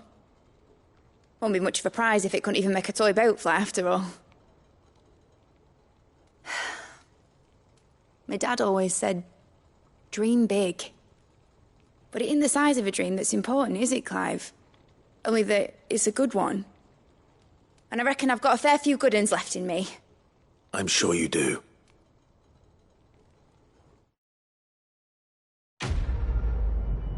We forgot. Sid, may I have a moment? Of course. It is an honor to finally speak with you. My name is Herman. I've been with the Cursebreakers for some time now, and I wish to be deployed to Ash. Any assignment will do. No. The lands across the Narrow are too dangerous. I will not send good men and women to risk their lives needlessly. Why would you want to go back? I need to retrieve something. Something important. I was raised in an orphanage. The Badbach Conservatory. Or rather, I was held captive there. It was not a place of nurture. It existed solely to turn bearer children into mindless weapons. We were tortured until we feared no pain. Tormented until our hearts turned to stone. And few ever survived long enough to become tools of the last king. I can't imagine. I lost so many. I can't even remember all their names. But they must be remembered. They cannot fade away, faceless and forgotten. The Institute was run with military precision. Every child measured, every name recorded, every death logged with meticulous care. Sid, allow me to travel to Ash and recover the registry so that my brothers and sisters might live on. You were a good friend, Herman. But the fact remains that Ash is simply too dangerous. Sid, please.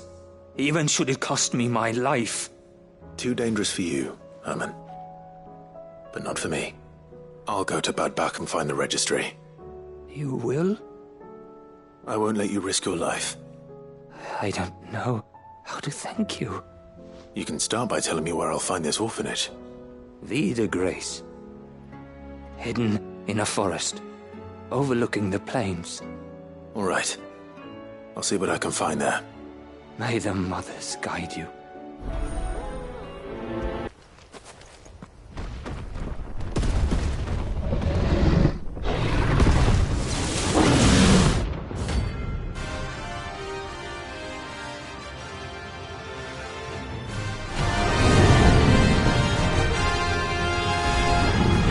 Another of the Royalists' guard dogs. Quite a specimen it is, too.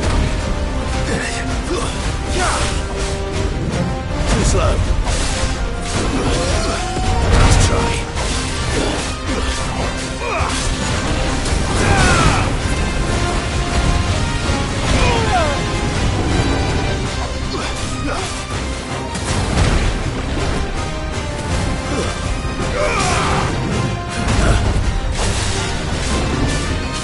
Nice try. Guess we're all ready.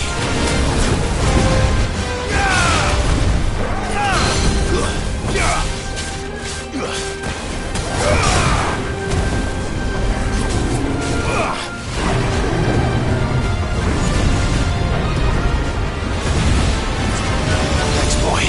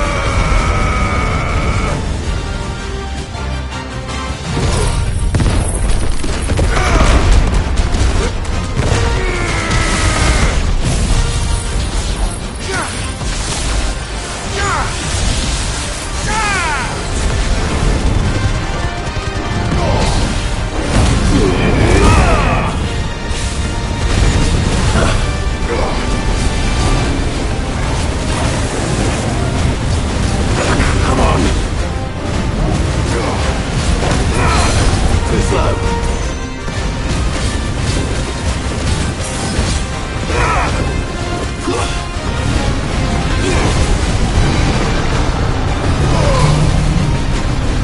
Nice try.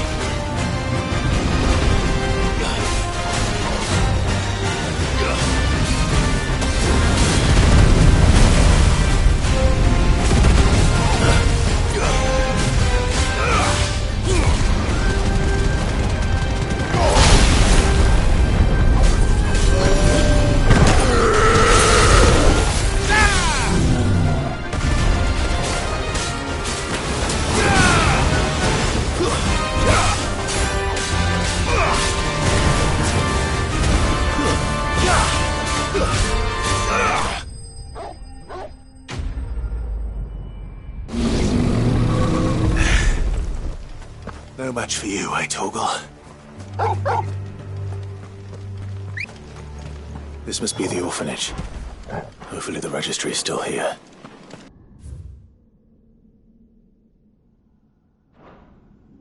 Conditioning.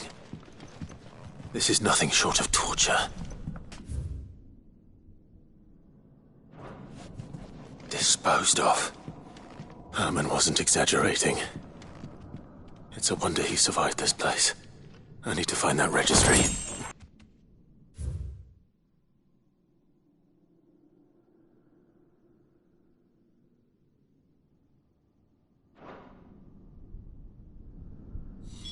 This reads like a suicide note.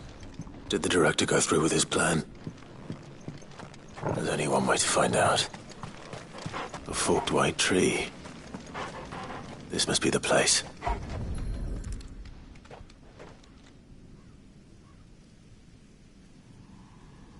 Could he really be buried here? There's something hidden among the roots. Let's see.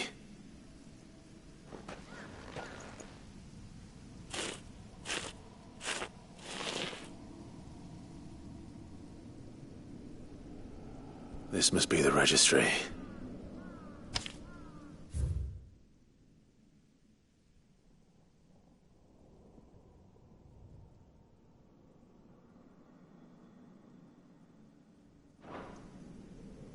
So many names. This place was a slaughterhouse. But where is the architect of all this misery?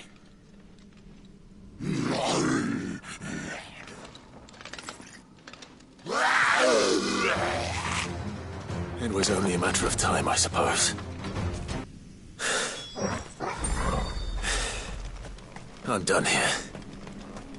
Let's get the registry back to Herman. I hear that you traveled to Ash, Sid. Did you by any chance recover the names of my fallen friends? I did. Yes.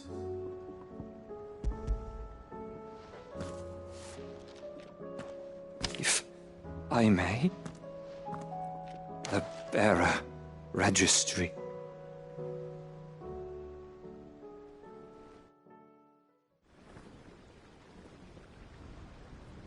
The director was a brutal man. He got no worse than he deserved. The registry was all I found beneath the tree. There was no sign of a body. Or any record of what happened to the children after the orphanage closed. I pray that at least some of them survived. All their names are here. The ones we lost. My friends. My light in those dark times. I can still remember their faces, like it was yesterday. Children who were taken from their bunks in the morning, never to return. No explanation ever offered. They'd be happy to know that you survived, Herman. But why did I make it out alive, when so many others died in that awful place? It's not your fault. And blaming yourself won't bring them back. Honor their memory. See that their names live on. That way, at least. They're never truly gone. Thank you. Sid, I'm going to write a book. An account of the horrors of Bad Bach. and the spirit of those its custodian sought to crush.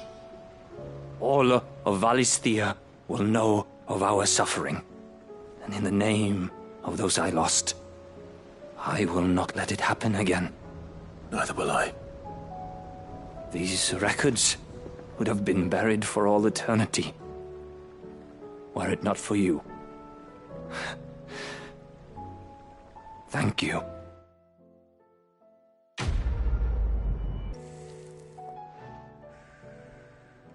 Let me tell you a story, Clive. All right. Them rumours Wetlegs were spreading. Might be they weren't just tales plucked out of thin air. You see, there were a time when I weren't too particular about who I sold steel to, so long as they paid me the right price. Some women lust after blood, others after flesh, but me, I were always one for gold. And to satisfy that lust, I sold to opposing armies, stabbed my every client in the back, made myself the most hated woman in the twins. But then one day I met a man who made me a different kind of offer. Said he'd give me access to a realm-wide community of like-minded individuals in constant need of steel and sundries. On the condition I sold to him and his alone. Was that the first time you met Sid? Aye. And I fell right into his damn trap. He was true to his word, so I ended up being true to mine. And I soon started making the best profits I've seen since taking up the trade. And all without aiding or abetting any outlaws. Except Sid himself, that is. Told me about his plan to topple the mother crystals, you know. Said that with them gone, the realm would want for all manner of things. An opportunity for the likes of me to mint Gil. Why, I reckon an enterprising individual could find himself the richest dam in the twins. And that's when he had me. I emptied my stores that day and moved into the hideaway proper. And the rest, as they say, is ancient bloody history. A dozen years on, and I'm still not the richest dam. Not for lack of trying, mind. But I can say that I have never been happier. You've all shown me there are some things more precious than Gil. That there are. So don't you go messing it all up, or you'll have me to answer to. Oh, you alright? Something troubling you? No more than usual. It's just... Etta's baby will be coming soon, and I wanted to make something for it. I'm sure she'd like that. Back in the north, families would always make gifts when a bairn was on the way. Yeah, I'll let the little tykes know they were welcome in their new homes, like. So, what's the problem? Well, the problem is that Etta's due any day now, and I don't know if I'll be ready in time. Is there anything I can do to help? You know, there just might be. All right then. What exactly are we making? A good luck charm. But not just any good luck charm. Not just any. No. One made from the feather of a silver chocobo. There's nowt luckier in all the realm, or so we used to say back home anyway. Thing is, they're hard to come by. Had Otto and Karen check with their suppliers, but nothing. I'd try and track one down myself, only... Only the big day is fast approaching. And that's all you need, a feather. That or the bird whose horse it's attached to, aye. I was gonna start by asking around with travelling traders plying the northern borders. Well, there's no shortage of those passing through Martha's. I think I might make that my first port of call. I'll let you know if I find anything. You're a good friend, Clive. I won't forget this. Let's hope one of the merchants here has what Gav needs. Excuse me. I'm looking for something. Oh, well, then I'm your man. A silver chocobo feather. Oh, or maybe not. Though you're not the first to mention the bird around here. There was a man stopped by the rest not long ago claiming he was attacked by a silver chocobo. Near some guide hovel not far from Eastpool. Most took him for a braggart and a liar, but Who knows? Perhaps there was some truth to his tale. We'll see. Thank you. Let's get this done. How do, traveller? You've the look of a man who could do with a new whetstone. Or perhaps a bawdy etching of the Vicerine. Maybe another time. I'm looking for a silver chocobo feather. If that's the case, rumours are all you're likely to find. No one has seen a silver chocobo for years. Word is they were all hunted for their feathers. Some northern nonsense about bringing good luck. Didn't bring them much, nor their bows. If any are still out there, I reckon they'll be doing their damnedest not to be discovered. You're probably right. Thank you anyway. Can I help you with summit? You wouldn't happen to sell silver chocobo feathers, would you?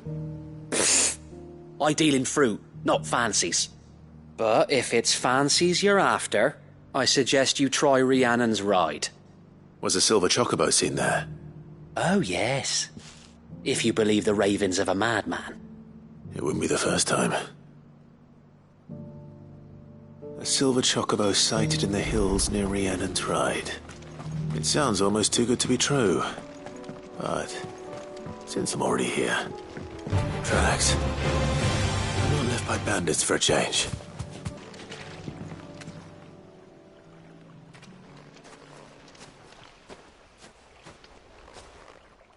More tracks. And these look fresh. A chocobo was here. And recently. Perhaps it still is. I don't hear anything.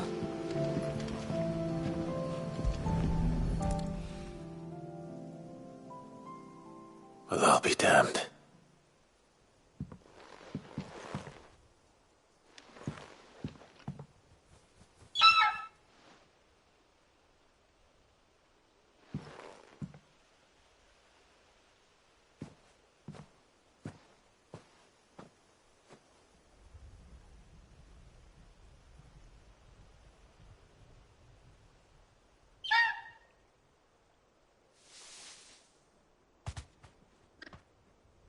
It's all right.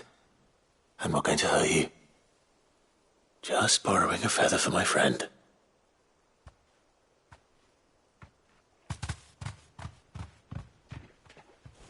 Thank you. Let's get this back to Gav before they change their minds. Clive, you're back. How'd you get on? Any luck? Any luck, you say?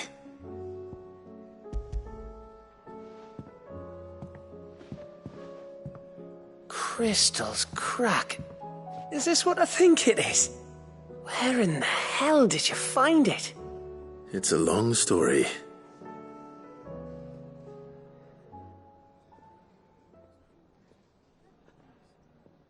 Right there on the road to Eastpool.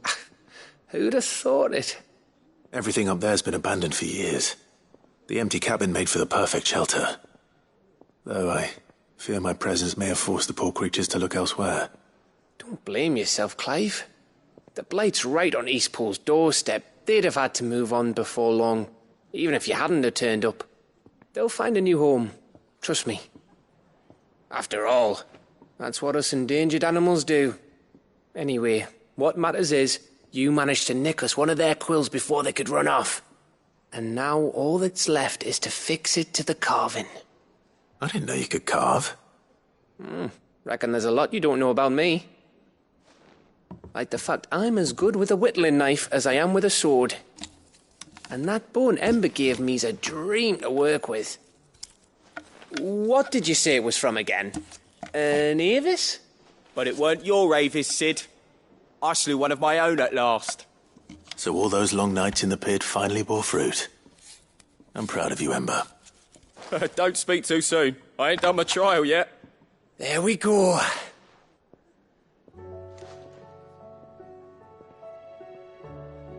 What do you think?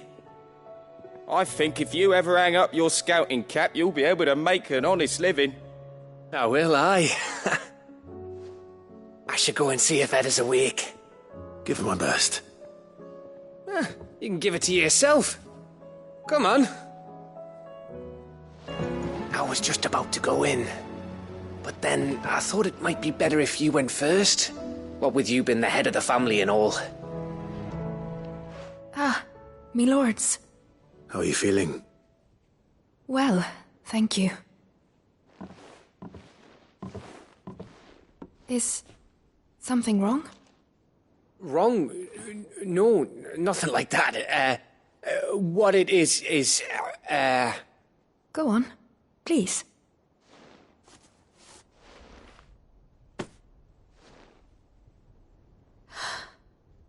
It's beautiful. Did you make it? We did. It's from all of us here at the Hideaway. Your new family, like. It's a good luck charm. We may come up north when a band's on the way. I mean a baby. To let him know that they're part of the family too. Oh, I hope you like it. I don't know what to say. I thank you, me lords, for everything.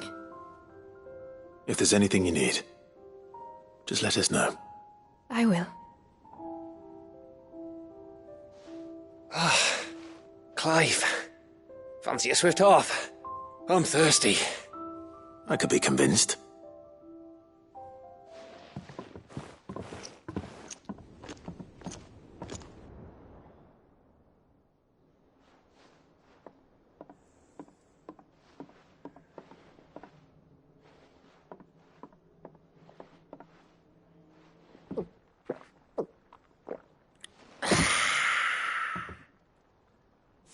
Don't you think you've had enough?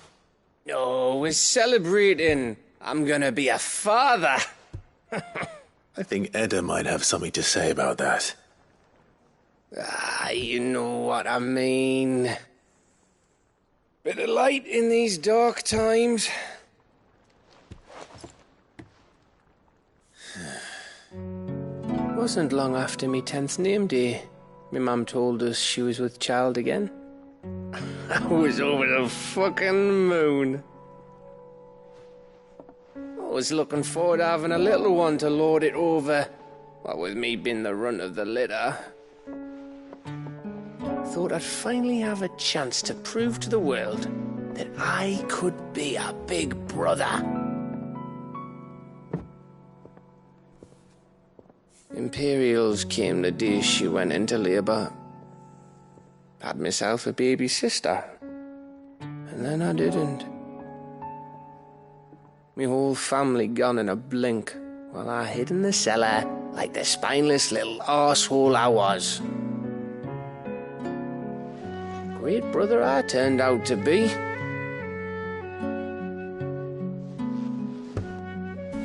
I'll never be a leader. And I'll never be a hero. I'm just a daft little dog who comes running when his master calls.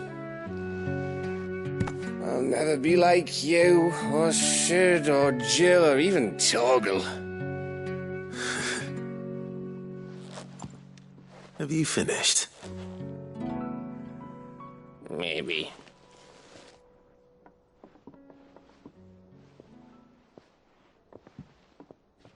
Do you know why you're our best scout? Because you don't need anyone to hold your hand.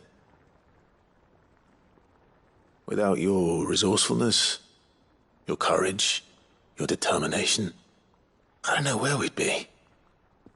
Maybe hanging off a cliff like, That was only the once. Exactly. You learned from it.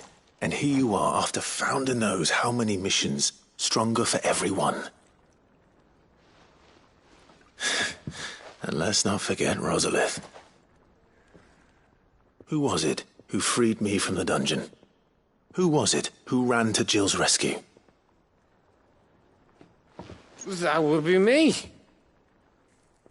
Because you're our brother, Gav. My brother.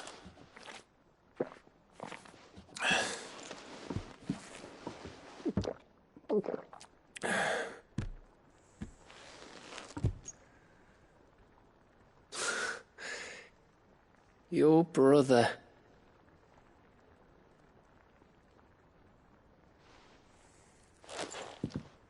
Which means that when the time comes, I get your room. And your sword.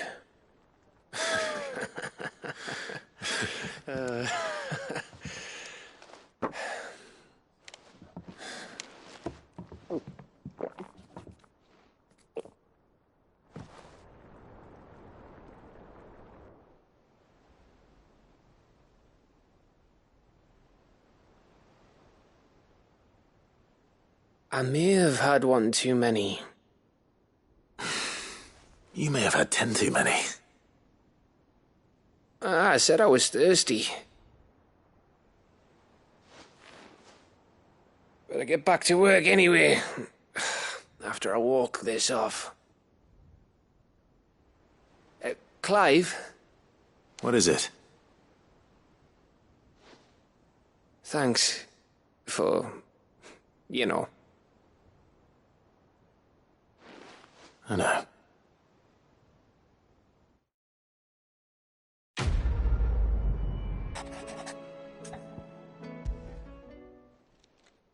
It's usually me making demands of Hippocrates. I wonder what this is about.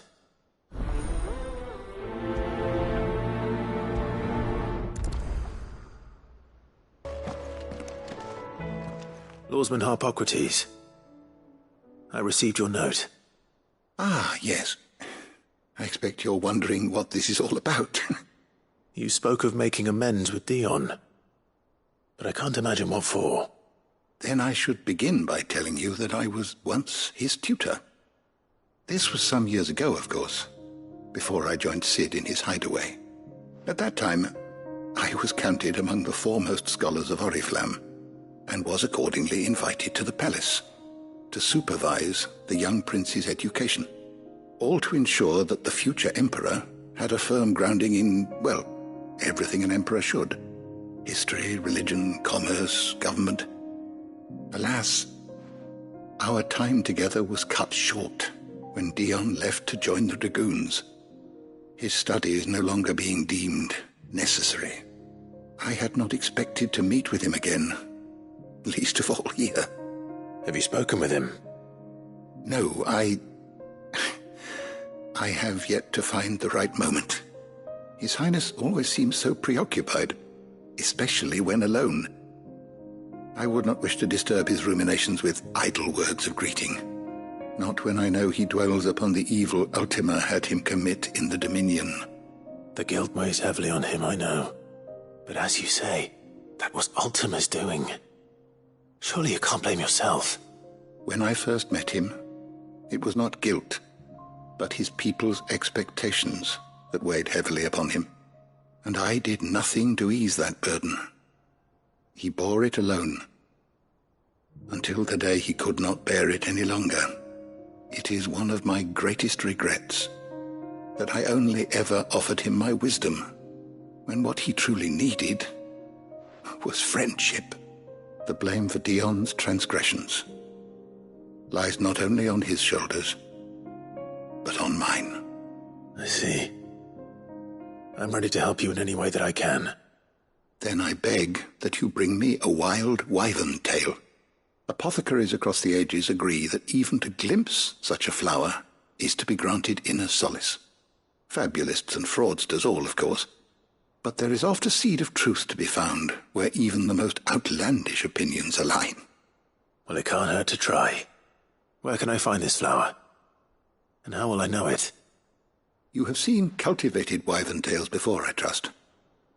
The lily-white blossoms from whose roots the poisonous ink for the brand is distilled. Well, those which grow in the wild differ only in their purple hue. The harsher the environment in which they are raised, the deeper the colour. There is a waterfall in Rickmal's roost across the strait, where the flowers once grew in abundance. Whether they still survive there, I know not. But try as I might, I can find no likelier location. It's all right. I'll find you a wyvern tail one way or another. Thank you, Clive. And please, be safe. Seems this place has been flooded twice over. Purple flowers blooming next to a waterfall. Shouldn't be too hard to find. Here they are. Might as well pick enough for a bunch, I suppose. Oarsman, I found the flowers you were looking for. You did? I think I did.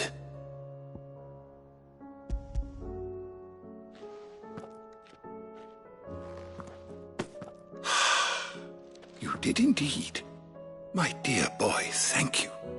You wanted to make Dion a gift of one, did you not? Shall I invite him to join us? Oh, I don't... It's no trouble. I'll go and fetch him. Your Highness, would you do me the honor of accompanying me? No. It is time, then. No. Only to the shelves. Our lawsman has something he'd like to give you. Master Harpocrates. No. I dare not show my face before him. Not after everything I have done. I have taken countless innocent lives. And ruined countless more. All because I was weak. I have sworn to atone for my crimes or die in the attempt. But were I to meet with him again, and see in his eyes what I have become, I fear that my resolve might falter. Then that is all the more reason to do it. Test your resolve. Prove to yourself, and to him, how strong it truly is.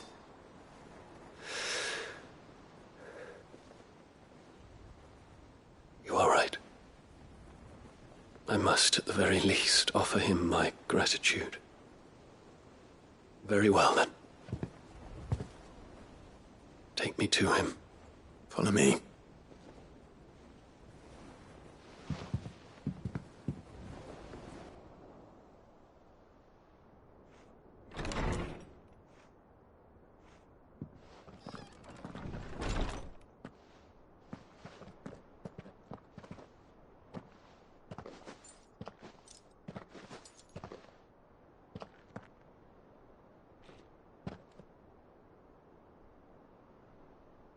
Even now, I hesitate to approach him.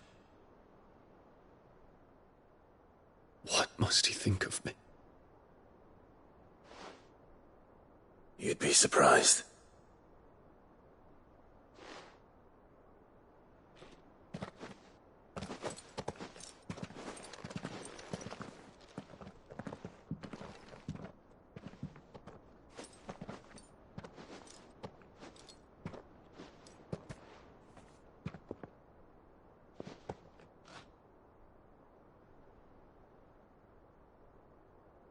Master Harpocrates, pray, accept my apologies for leaving your tutelage before my studies were complete. Your lessons opened my mind to a world quite unlike the one I had imagined from within the gilded confines of the palace. And I shall be forever grateful for the efforts you made to enlighten me. Lift up your head, Your Highness. The deeds of youth require no apology. That you took the time to visit me says much about the man you have become. Now, there is something I would like to show you.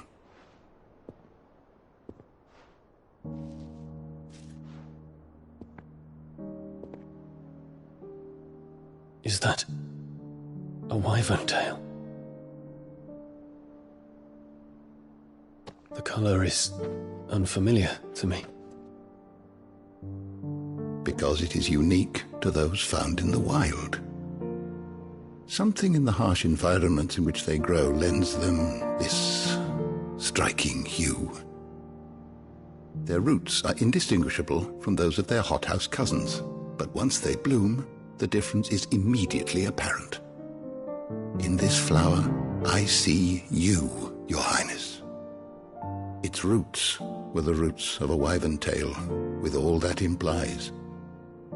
But they do not define it, just as yours do not define you. I want you to have it, that it might remind you of this truth.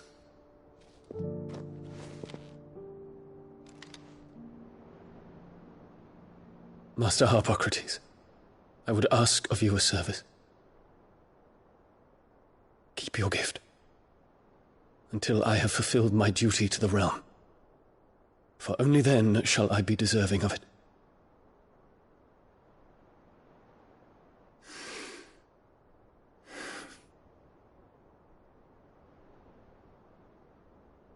As you wish, Your Highness.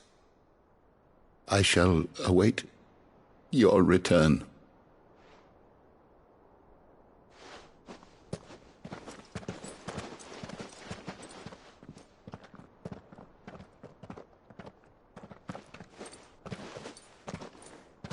Our roots do not define us.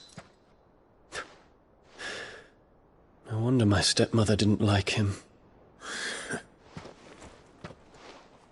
For reuniting me with memories I had thought long lost.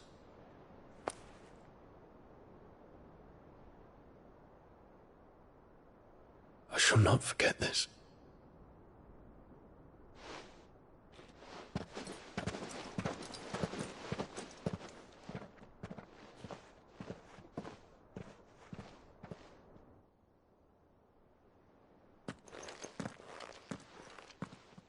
Thank you, Clive. Were it not for you, I fear I might never have found the right moment to speak with him.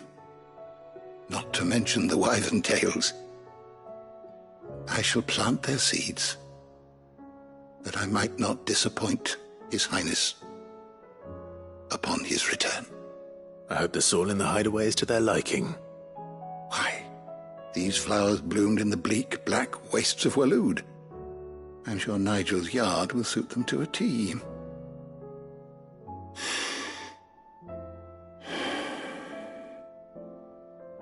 When it comes to expressing one's gratitude, I find that words are seldom sufficient. Here. What's this? A stolas quill. Or more precisely, my stolas quill. 'Tis said that an owl's feathers are steeped in the wishes it hears over its long lifetime. All those words just waiting to pour out onto the page. So consider this my wish for you. That one day you may put down your sword and pick up that pen. Well, when that day comes, I'll certainly have a lot to write about. Thank you, Harpocrates. It shall have pride of place in my chamber. Clive, my boy! Rutherford informs me that we owe you our thanks. Hadn't intended for you to get involved, but such are the times we live in, huh? I would have done the same for anyone else. You're far too modest, Clive. You'd make a terrible nobleman. But tell me, is the realm truly in as dire a state as Rutherford suggests? From what little I saw, you were right to be worried. I suppose I should have expected the worst. But I was rather hoping the great and good of the realm might have things a little more under control. Alas, it seems that firm leadership is in short supply these days, and without it, the people are bound to lose their way. We must move quickly. But where do we start? True, the challenges that face us are many. But in my estimation, there are two key areas to be addressed before any other.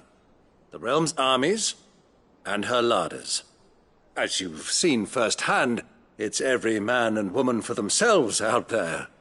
Certain cities have banded together to try and maintain some semblance of order, yes, but such cases are few and far between. And yet, the only remedy for the chaos that faces us is unity. A unity that transcends even the borders laid down by our ancestors. In short, if Storm does not stand together, she will fall apart. But how would one even begin to unite the realm? The armies, my boy. As I told you already, we begin by restoring order among the ranks of those sworn to maintain it. Sadly, I doubt I could convince even the lowliest gaggle of privates to dig a latrine together. But I do know someone the High Commanders have been known to listen to on occasion. Field Marshal Eugen Havel. I thought he was retired. He was, until an Akashic army tore through Randalar and killed most of the rank and file. There is no man alive more capable. Literally. And as luck would have it, I've already spoken with him on the matter. Of course you have. And he's agreed to help. On one condition. That he first speaks with you personally. Havel has always been a man of frustratingly rigid principle, and he has certain qualms about clasping arms with, well, with an outlaw. I extolled your many virtues as best I could, of course, but the old goat was adamant that he be allowed to appraise you in person. You don't mind, do you, my boy? Of course not. As long as chaos reigns, we will never build a better world. I'll do whatever it takes. And if the Field Marshal wishes to speak with me in person, then so be it. That's the spirit. I'll leave for Randalar at once. Would you send a Stolas? Of course. Rutherford is already in the Dalmekian capital. I'll have him tell Havel to expect you forthwith. Excellent. Thank you, Uncle. No, thank you, Clive. It can't be Rutherford, can it?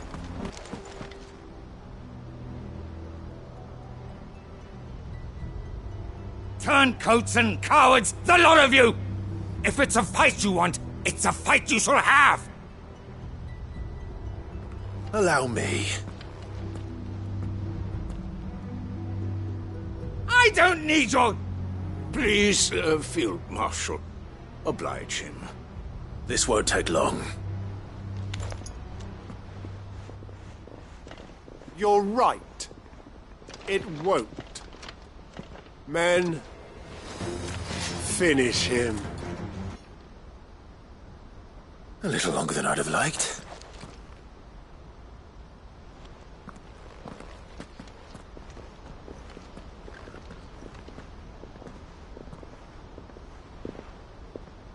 Field Marshal Havel, I presume. Are either of you injured? No, my lord. You arrived just as our escort turned on us. Fucking traitors!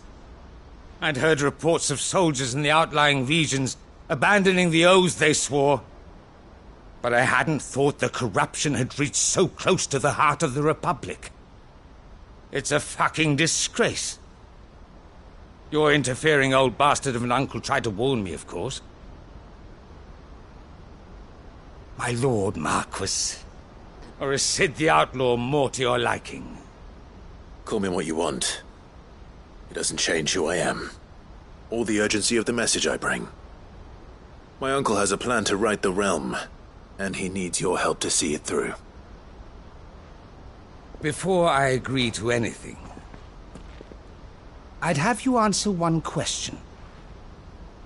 What do you stand to gain from all this? I won't deny that I might benefit from further chaos.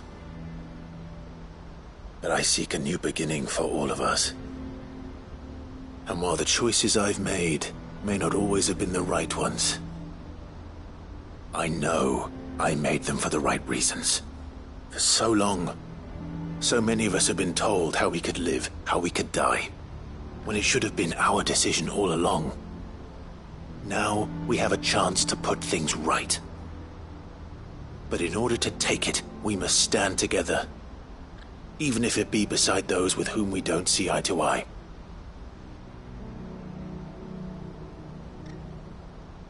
Certainly not the words I expected from an outlaw. But perhaps your uncle was right. You are no ordinary outlaw. I'll never hear the end of this. All right. I'll start by ordering my most trusted guard to bring the Dhalmekian fringes under control. Next, I'll make contact with my counterparts in the Imperial Army and see if I can't convince them to try and restore order in their own territory. Thank you, Field Marshal. But they are not the only ones we will need to convince. What do you mean? I don't doubt that I can bully some sense into a few generals, but those they answer to require a different kind of persuasion. And when it comes to honeyed words, well, we will need an envoy. One who can court even the most stubborn of statesmen. You, perhaps. I'm flattered. But I'm no diplomat either. And I have other problems to attend to. What we need is a skilled arbitrator. And I may know just the person. Is that so? And would he happen to be an outlaw too? Of a different kind, perhaps. Well, beggars can't be choosers. I suppose we'll all have to find a little of the outlaw in ourselves if we're to make it through this. Very well. Send your man to me right away. I shall.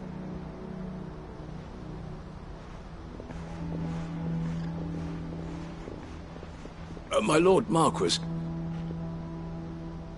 Your Lord Uncle bade me escort the Field Marshal to his manor in Port Isolde. And I will see that my associate joins you there. Very good, my lord.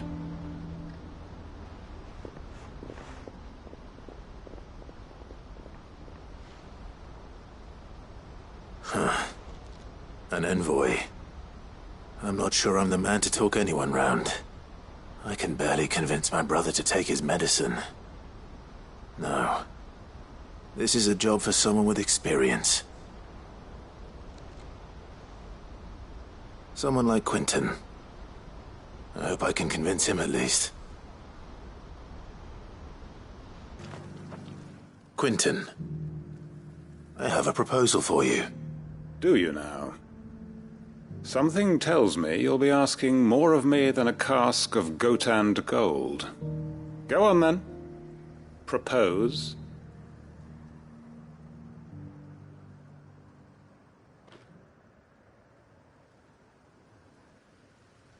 You'd have me convince the chiefs and chamberlains of the realm that they should simply swallow their pride and do the one thing that has proved impossible for thousands of years. Was there anything else? Perhaps I can fetch you a meat pie as well. I know it's a lot to ask, but I can think of none better suited to the role. And you'd have me give up what little I have left to do it. I told you, Clive. The people of Lostwing are my family, and I cannot abandon them. You'll have to find someone else. I'm sorry to hear that. So am I. And why might that be? What he's asking. How's it any different to what you've done so far? They want you to speak for those who can't speak for themselves. That's what you do best. If it's the vineyard you're worried about, we'll see that the grapes are picked and the tons filled. You know we will.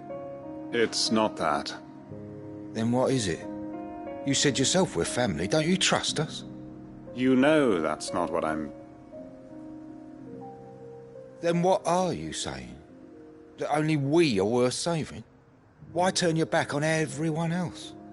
You convinced us we could build new lives for ourselves, and if you can do that, who's to say you couldn't convince the entire realm? A stirring argument. I fear that any rejoinder I make might fall somewhat flat by comparison. So you'll join us? Where do you need me? Field Marshal Havel will want to speak with you in person. He's currently in Port Isolde.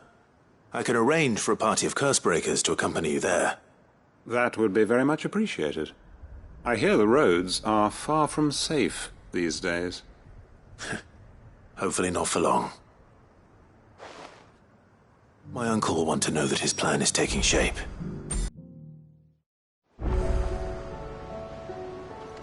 Uncle, I bring good news. The Field Marshal has agreed to your plan. Ha! Of course he has. I didn't doubt you for a moment, dear boy. Rutherford is accompanying him back to your manor in Port Isolde as we speak. They will await your return there. As will one other. One other? Who, exactly?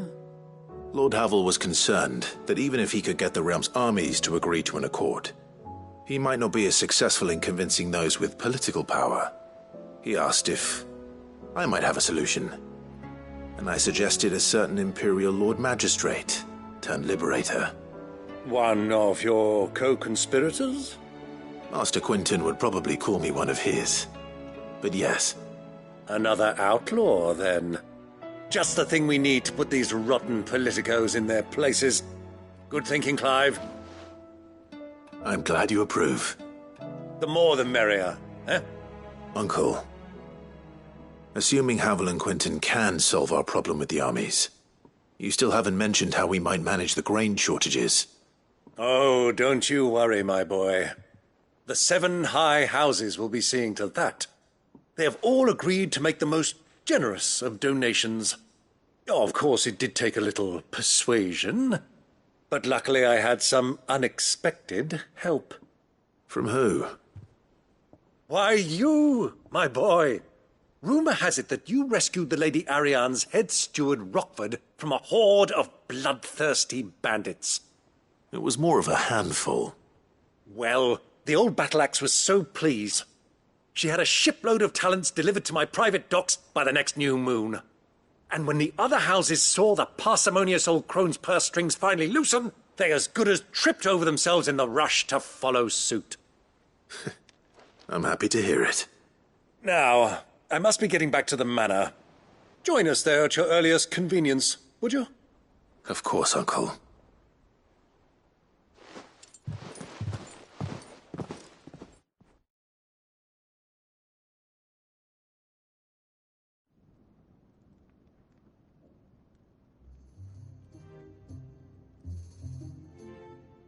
And how, pray tell, will we get that grain to the capital if the roads are still overrun with Akashic? You'll find another bloody road. I only have so many men, and I'm not about to send them headlong into an ether flood. That is, unless you'd have them turn as well. Well, I'd certainly eat less. Says the man with a belly bigger than a band of curls. My soldiers actually need their rations. Without any food to keep them going, they'll be dead even before you've sent them on your fool's errand. If I may, gentlemen, perhaps I might suggest an alternative approach. Though supply routes are indeed disrupted, there is no shortage of ships. Indeed, they bob away in every bay from here to Randalar, awaiting a safe haven. Allow them to make port and fill their bellies full of grain. And once those who crowd the cities are fed, ferry the displaced back to the countryside to work the fallow fields. But I'm sure that you wish to continue your discussion. Forgive the interruption. 2 such firm friends as yourselves need no help from the likes of me. Rutherford spoke fondly of the great bond between you. Us? Friends? I can't stand the man! Clive, I'm beginning to question the quality of the company you keep. And what kind of company were you expecting him to keep? The man's a criminal! Criminal? How dare you? You are not fit to breathe the same air as this fine, upstanding young gentleman. Upstanding? He calls himself Sid the bloody outlaw! Once more unto the breach.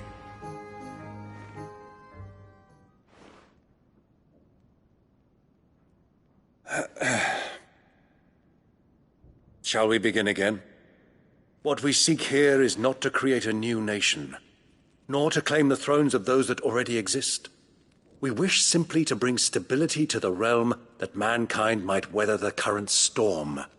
And to do that, we must convince those in power, the generals, the statesmen, the nobles, that our cause is just. There will be disagreements, yes, and I imagine some resistance, much resistance. But we cannot let that deter us. If we show them the path, show them that we walk it ourselves, then I am confident they will follow. The fate of the world lies in my nephew's hands, but the well-being of her people lies in ours. And we must not squander the chance that Clive has given us. Uncle Byron, aye. Now, with that settled, let's move on to the signing of the Accord. For what great moment in history hasn't been accompanied by a little ceremony?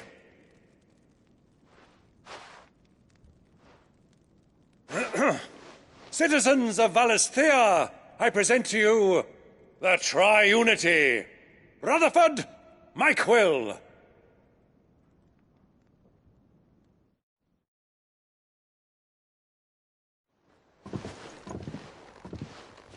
Well, my boy, the stage is set. That it is. This is the role you were born for. Now I ask only that you trust in the talents of your supporting cast. We shall play our parts to the best of our abilities, that you might have the opportunity to shine. The realm needs its Sir Crandall. And there is no better Crandall than you, Clive. I want you to keep this signed accord as proof of our faith in you. I will. Thank you, Uncle. Ah, Clive.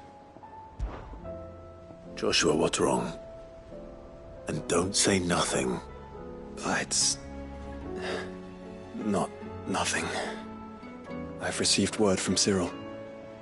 The Undying have found Father's will, or something akin to it. His will? How? And where? In the crypt beneath Rosalith Castle. After Kupka was kind enough to drive out the Imperials, the Undying took the opportunity to recover what relics of the Duchy yet remained. And in the process of doing so, they found a letter from Father. I'm surprised anything survived down there. Cyril asked that I join him in Tabor at my convenience. I have been meaning to go, but... would you join me? Of course. I want to know what's in that letter as much as you do. Very well. I am ready to leave when you are.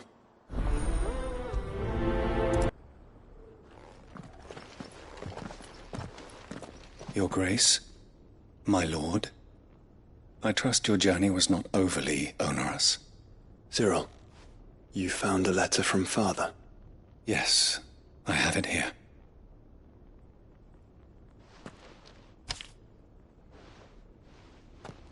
If you would do us the honor, my lord.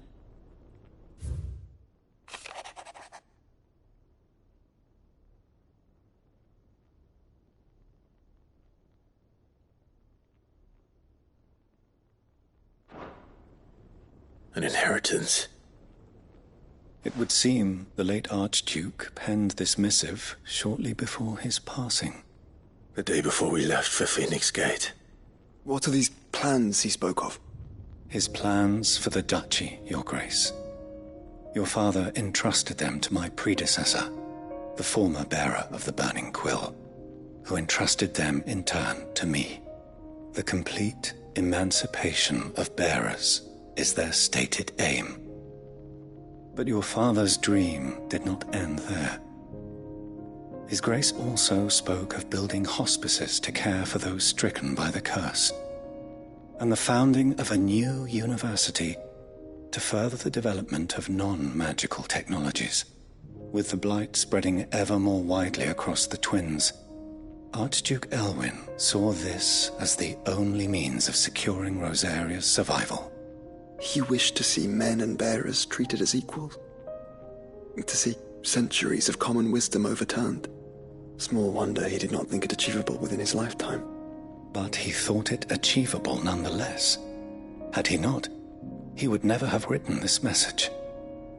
Nor would he have entrusted his vision to his most faithful aides, those who would have stood with you, shielded you from the machinations of the less benevolent personages at court.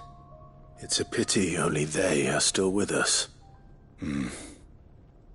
'Tis true that those most loyal to your father were the first to suffer the Duchess's wrath. But one at least remains, and she has come bearing gifts. What do you mean? Mayhap it is better that she explain, my lord. After all, the duties entrusted to me by my predecessor extended only to recovering His Grace's will and arranging a meeting with the one who might execute it, or a part of it, at least. And where is this woman? She awaits you in the archive, Your Grace. Thank you, Cyril. Shall we then?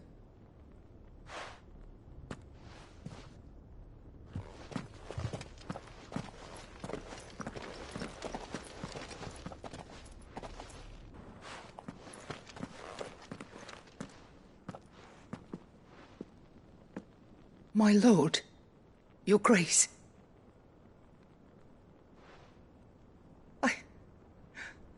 I hardly recognize you. I am Goditha, retainer of House Rosfield, loyal servant to the Phoenix and his shields. Your father, the Archduke Elwyn, entrusted me with the delivery of a gift. I only hope you can forgive my tardiness in bringing it to you. Lift up your head, Lady Goditha. You have our gratitude for your service to our house and to our father. I merely did my duty, as any proud Rosarian would. My lady, perhaps you could explain a little more? What exactly is the gift you bring? As I'm sure you know, it has long been the custom for the children of House Rosfield to be presented with certain keepsakes upon their coming of age. Indeed it has. Our father often spoke of the day when our turn would come. And had he lived to see it, he would have presented you with the treasures I bear. Matching armbands for you both. Alas, he did not live. Indeed, he was taken from us even before they could be completed. He had intended to claim the Heartstone with which each armband was to be finished himself, but it was not to be. And his gifts remain incomplete. I see. It saddens me to bring them before you, as they are. It was your father's wish that you be presented with the finished articles, not these works in progress. But with his grace long since gone, and the stone left unclaimed, I had little choice. You are grown men now, and his house is yours. And while I would not presume to insist upon your claiming the Heartstone in his stead, I know that nothing would have pleased him more than for you to do so. Thank you, Lady Goditha. What say you, Clive? What else? Of course, my lady. May our father's will be done. Oh, I am much obliged. Do you know where we might find this Heartstone, my lady? I do. Though it may be a matter of a good deal more than simply happening upon it. It is found in the bellies of elder griffins, you see. We do at least know where to find one. A certain specimen has made its nest in Titan's Wake, not far from here. A certain specimen? You are most perceptive, Your Grace. In answer to your unspoken question, yes. In fact, this is the very same beast your father meant to slay. I have been tracking its movements since you were but a boy. Were you to slay it in his stead, as men of House Rosfield, it would surely make your father proud. What say you, Joshua? What else? Eyes peeled, Joshua. There it is. For House Rosfield. Is this the Heartstone? I expect Lady Goditha will know. Oh, thank the Founder you were safe. The Griffin is slain then? And the Heartstone claimed.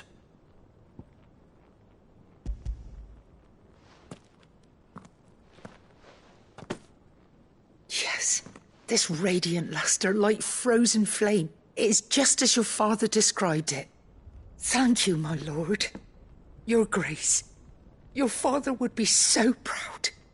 Lady Goditha, the lapidary is ready. Thank you, Cyril. I will be with him shortly. If you would excuse me, I shall have the stone cut and set forthwith.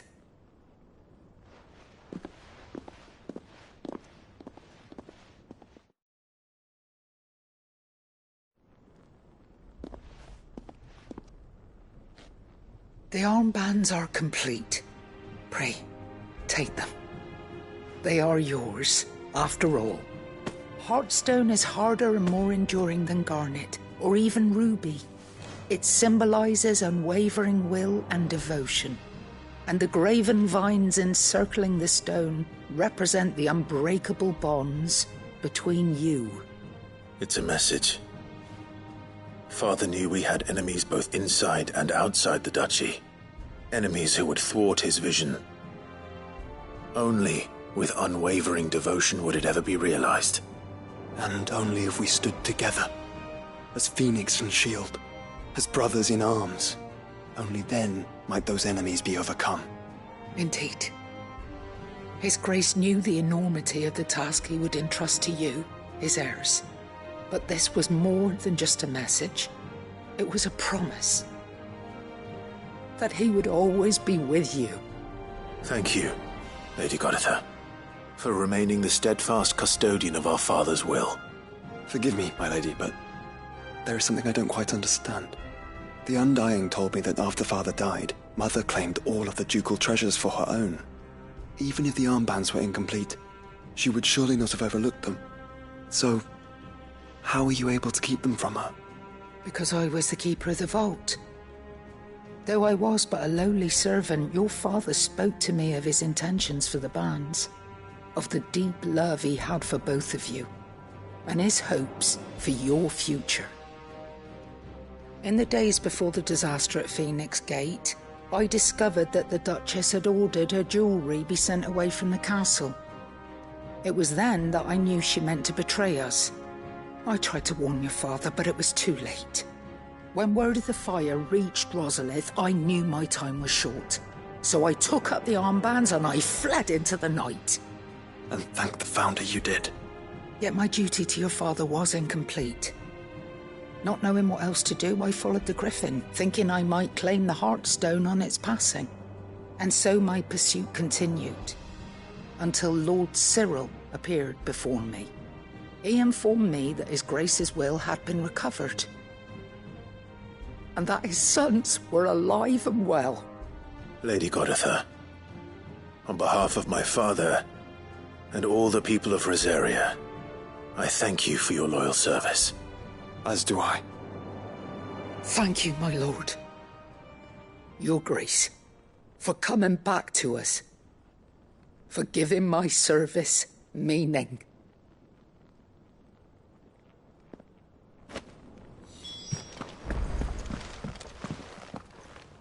The bands suit you well. It must be gratifying to finally receive the inheritance that was denied you for so long. It is. And we thank you for the part you played, Cyril. If you would permit me to play my part a little longer, might I suggest that you make your way to your father's memorial atop Hawk's Cry Cliff? Let him see that you have received his blessing, and that his vision lives on in you. I suppose it would be churlish not to. What do you say, Clive? Shall we pay Father a visit? I think we should. I was hoping to be able to offer him my thanks before we left for Origin. Your father's helm is enshrined there. It has been since the day we recovered it from Phoenix Gate. I prithee claim it. For it too is a part of your inheritance, and I do not doubt that your father would prefer it in your hands than perched upon some lonely rock. Thank you, Cyril.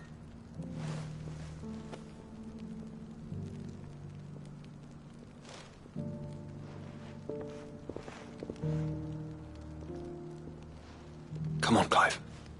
He's waiting. Unwavering will and an unbreakable bond. Do you really think we're strong enough? To save the world? Of course. To have overcome Father's political enemies? Of that I'm less certain. Especially knowing what we know now. What Mother was truly capable of. But perhaps these bands would have helped. Knowing he was with us would have made all the difference.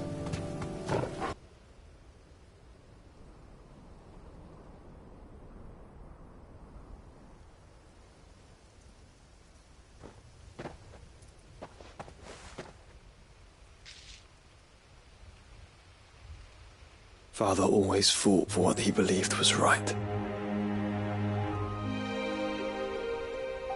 It wasn't until that night at Phoenix Gate that I realized I had never fought for anything. I always had someone else to do the fighting for me.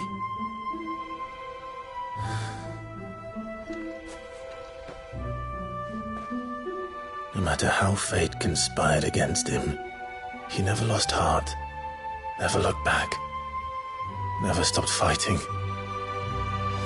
To me, he was the greatest of men. And I've been trying to live up to his ideals ever since.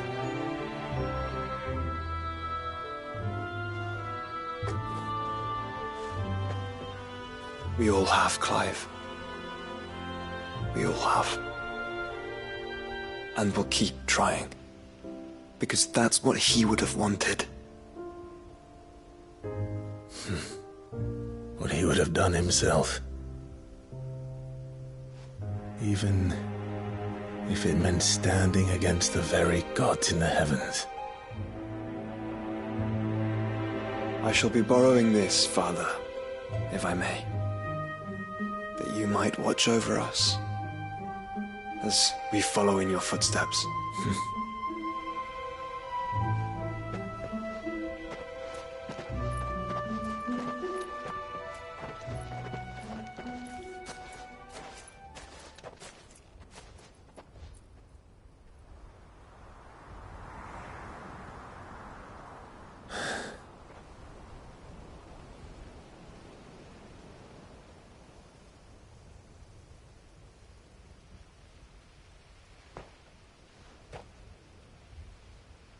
We won't lay you down.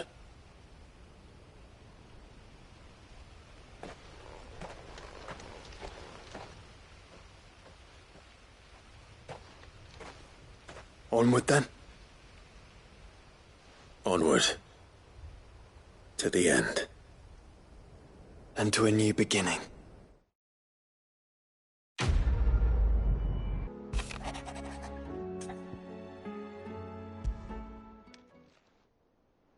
If Joshua's worried about Jill, I should go and speak with him. Joshua, I read your message. You're right. Jill is different. I don't think I'd realized how different, but since we returned from Drake's spine, I've felt it more and more. I suppose it's not hard to imagine why. She doesn't think she belongs anymore. And that's why we need to remind her she is still one of us. To let her know that we still need her, now more than ever. That you still need her. But how to do that? When last we were truly close, we were but children. Of course. Do you remember the time we accompanied Father on his annual tour of the Duchy? And Jill and I broke from the procession to ride up Man's Hill. To see the snow daisies, I remember. It was the first time Father had allowed us to join him. And when he realized you were missing, he had the entire retinue down to the pot boys combing the countryside. In the rain. A thunderstorm forced us to take refuge in a grove of oaks before we'd even made it halfway there. It was the Lord Commander who finally found us, and needless to say, he was none too pleased. Then it seems you and Jill have unfinished business. What do you say? Man's Hill. It's not that far. Oh, true. Though I suspect it is also much changed. little in southern Rosaria remains as it was when we were children. You're saying I should go and scout the area for bandits? I'm saying we should first go and see if there are actually still any snow daisies left. What would you do without me, Clive?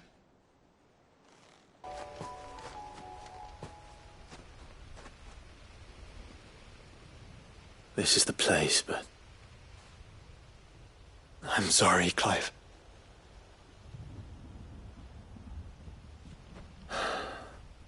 There's nowhere been spared. What do we do now? We keep looking. Man's Hill cannot be the only place where snow daisies grow. Perhaps, but it's the only place I know of. Knew of. Then why not ask someone who might know of another? Someone at the backyard? To the hideaway, then. Let's hope one of the gardeners knows where to find snow daisies. Oh. What brings you down from the heavens, Sid? I need your advice. Joshua and I are looking for a place where snow daisies grow. Preferably in abundance. Snow daisies. Then you'll want somewhere not too hot and not too cold. And where the winds are strong enough to carry the seeds. I reckon Man's Hill would be a good place to start. There in the Royal Meadows, perhaps? Both have similar climbs and the right elevation. If the Blight hasn't claimed them yet. Right. Thank you. Did you learn where we might find our flowers? The gardener here mentioned the Royal Meadows in Sambrak. The fields beyond Northreach. Well, if that's the case, then Yote was right. I recalled that she kept a record of our travels, you see. So I asked her if she'd perhaps noted anywhere that snow daisies grew, and she mentioned Oilefeist Bay. Whose shores border the meadows. Off we go, then. The meadows are vast. Where do we even start? Yote mentioned the coastline. We can start there. Look, brother. See them? I do. The flowers and our friends.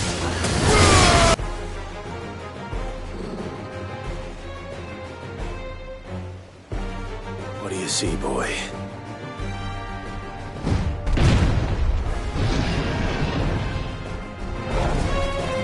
Let's hope this is the last one. Only one way to find out. That was harder than I expected.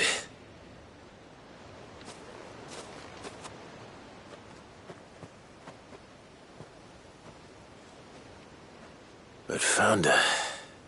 It was worth it. They're beautiful. Do you think Jill will like them? She'll love them. Come on. Let's go.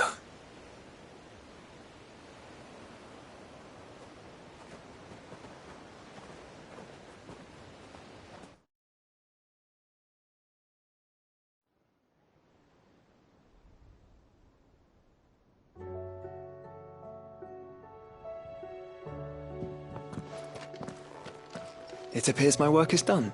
The rest, as they say, is up to you. Well, you and the skies. We wouldn't want another thunderstorm now, would we?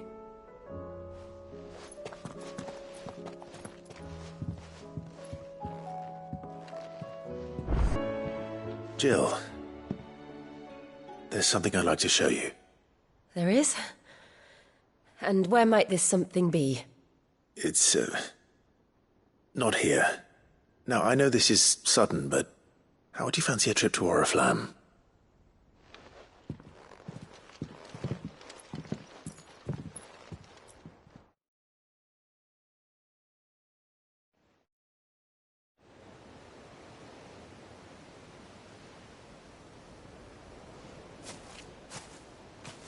There are so many.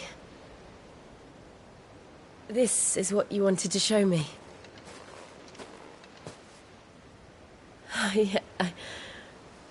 I don't know what to say. You don't need to say anything. The smile on your face is enough. We've been worried about you. Joshua and I. Do you remember when I took you to Man's Hill? Or tried to? How could I forget? You saw me crying and thought a change of scenery might lift my spirits. In the end, it earned me a nasty cough and a stern scolding from your mother. But I felt wonderful nonetheless. I'm sorry. I had no idea what I was getting us both into. But I couldn't bear to see you like that. Before we left, my chambermaid told me she'd overheard your mother talking about my marriage prospects with some of the noblewomen at court. They were debating whether it would be more profitable to marry me off to one of the high houses instead of saving me for the ducal line. No one thought to ask me what I wanted. I was nothing to them. A pawn at best. I felt so trapped, so lonely. I didn't know. But I wasn't alone.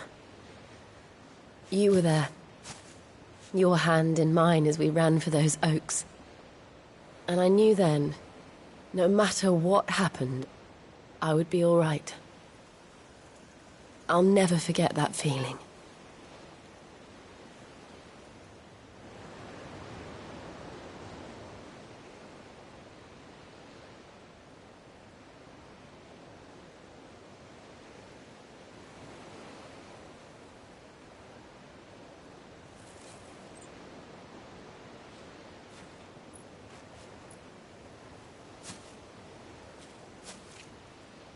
Before we broke camp, the morning after the storm,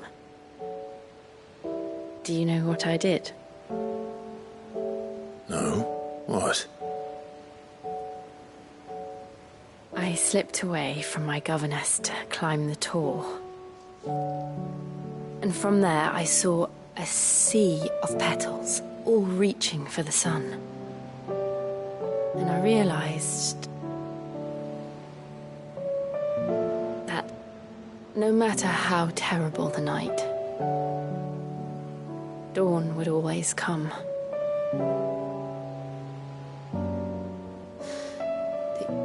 That you would always come for me. And you have. Again and again.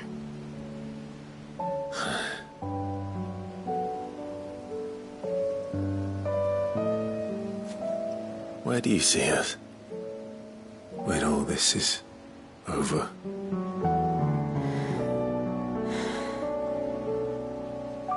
I don't know.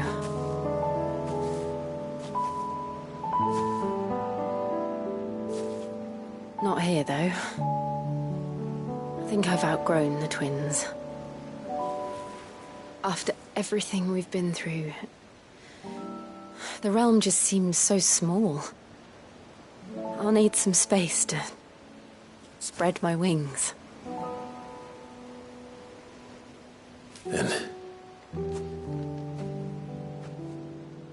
that's what you'll have.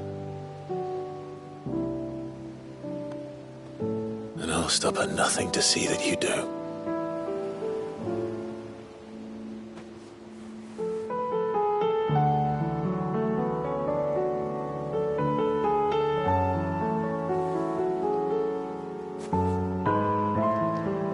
Was much good at garlands, but it'll have to do.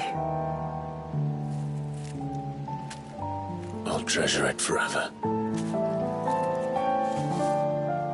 Thank you, Clive, for this, the flowers, for everything.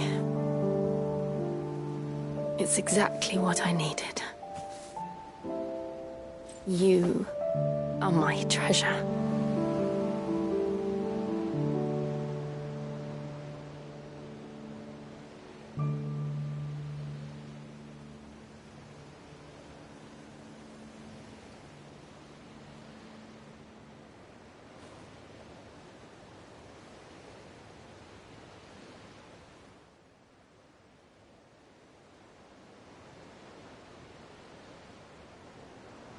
We should probably be getting back. I expect the others are wondering where we are. You're right. There's still much to do. And we'll do it together.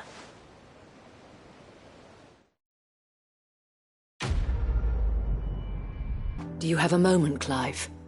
What is it? It's the Duke, unsurprisingly. His Eminence has assumed full control of the garrison and put every able-bodied man to work on the fortifications.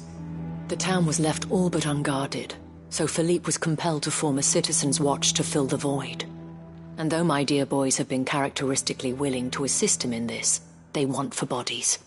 So I was wondering if you would lend them your strength, that the people of Northreach might sleep easier, if only for a few nights. Of course. Whatever you need. Thank you, Clive. What would I do without you? Philippe told me he had men stationed at... Where can I find the mistress of this establishment? Here, my lady. To whom do I have the pleasure of speaking? My name is Sabine, and it is my displeasure to be the daughter of the Duke of Oriflamme, who I understand is causing you and your town no small amount of trouble. I wish to speak to you about what might be done. Very well. Let us speak. I trust you'll forgive me, Clive. Absolutely.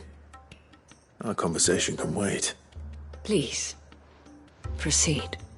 As you know, my father is a most overbearing and supercilious man, and I join you in objecting to his every action. Indeed, I owe you my thanks for continuing to argue against his reckless plans. Yet I fear he is not one to be swayed by reason. No. He must be made to face the consequences of his actions. And who would make him do this? I would. Myself and several other like-minded individuals. Were you to join us, we would surely have the strength to drive him from Northreach for good. Does that not seem a trifle... drastic? Drastic action is precisely what is called for. Unless you are content to see your people downtrodden and dispossessed. My father would have it that citizens exist only to serve the Empire. That they should be forced to make every sacrifice to ensure her revival. But he is wrong. It is not the people who must serve the Empire, but the Empire who must serve her people. He's always been like this. Scornful of the opinions of anyone he judged beneath him. But he cannot be allowed to ride roughshod over the common folk any longer. We must fight him. By all possible means. Fight him? No. My purpose is to quell the tension in Northreach, not to stoke it. Respectfully, my lady. Our only chance of saving this town depends upon every one of us uniting against our common enemy. Your father and his followers included. While I understand your frustrations, I cling to the hope that he may yet be won round. False hope, I assure you. But I see that your mind is made up. I shall bother you no longer. If you will extend me the same courtesy, I bid you good day. She certainly has spirit. Indeed. But unfortunately for us, that spirit is only likely to harden the Duke's resolve, which may be enough to seal the fate of this town. Not that she cares. This is all about her and her father. Families. I'm sorry, where were we? Ah, yes. I was about to tell you of Philippe's plans for the town watch, but perhaps it's better that you heard them from him. I believe he's in the market, if you'd be so kind as to seek him out. Right away. It's just a pity I cannot join you. I'd like to see the two of you in action together. Please, I beseech you. If you are a true son of Northreach, you must fight to defend your home. That's exactly what I am doing, milady. Or trying to, at least. The land is crawling with fiends, and someone has to keep watch. Even when our true enemy is hiding in the garrison? Fine. You're not the only able-bodied man in Northreach. Thank you so much for your help.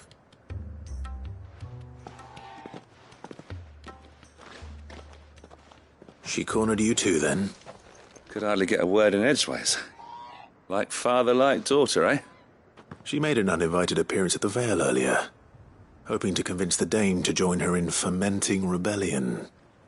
I bet that went well. Her ladyship seems to have a way with people.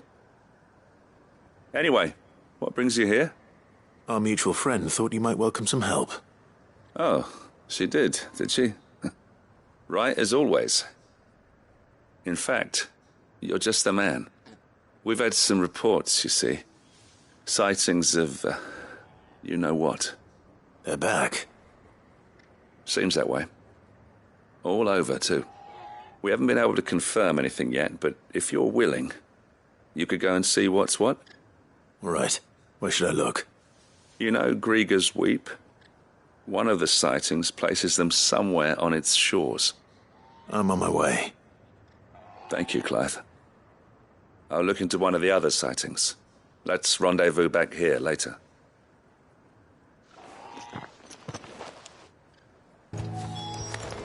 Damn it. The reports were true. I need to stop them before they get to the town.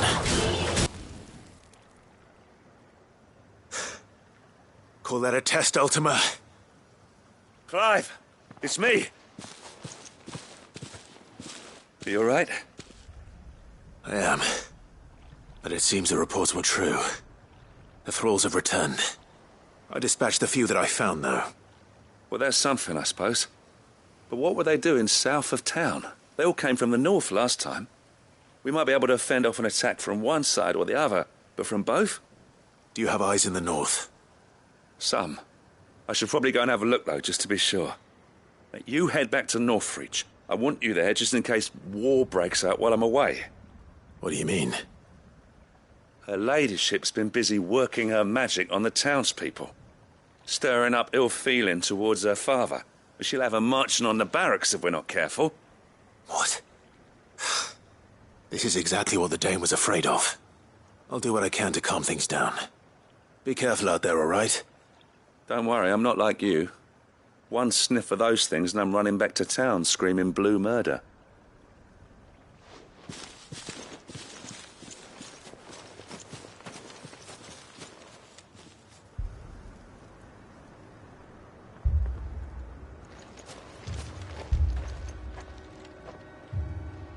Do you not see, Father?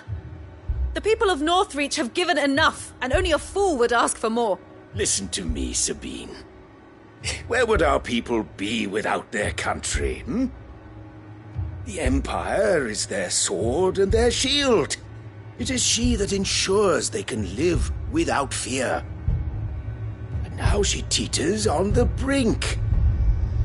Without their sword, how will the people fight? Without their shield, how will they protect their kin? Can the unarmed stand against the advancing hordes? No. But there is yet hope. A new shield, a new sword.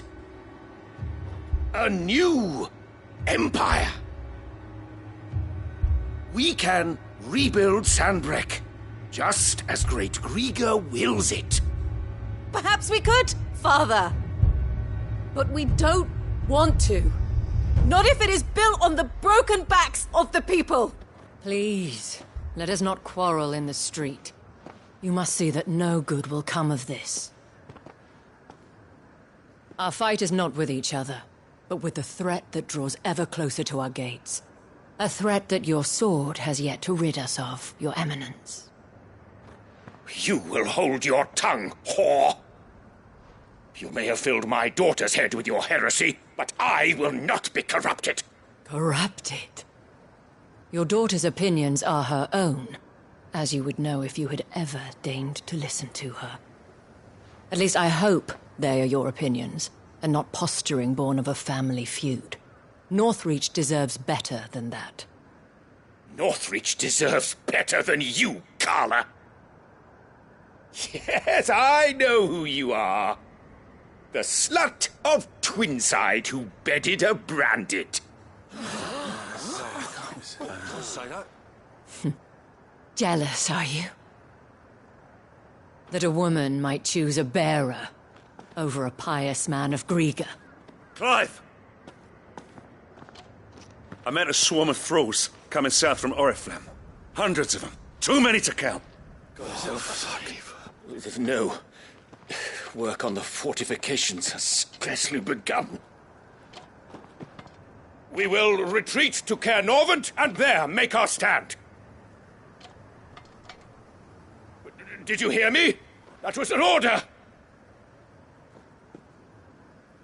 While this is but a heartfelt plea, let us make our stand here and protect our homes.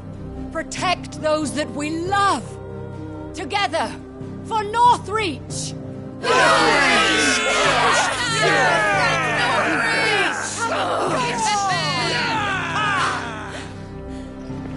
You heard the dame. What are we waiting for?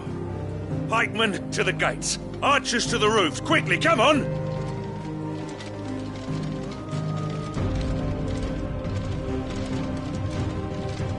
But she is but a common... whore, yes. And we'd follow her to the gates of hell.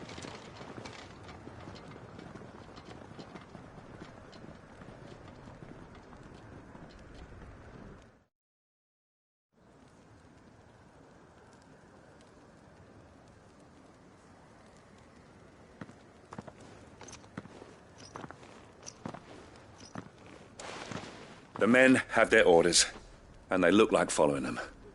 I got them spaced out at regular intervals. Whichever direction the thralls strike from, there'll be someone there to meet them. Thank you, Philippe. Rest assured the people will play their part. The herbalist has donated her stock of medicines to me. Should any of your men be injured, take them to the Vale. We'll see to them there. Thank you, milady. I will. I'll play my part too. You still want for numbers. Unlike the enemy. I only hope I can go some way to evening the odds. Philippe, can I leave the south in your hands? I doubt the thralls by the lake were the last of their number. Of course. I'll lead a party down that way so we don't get taken by surprise. What about you?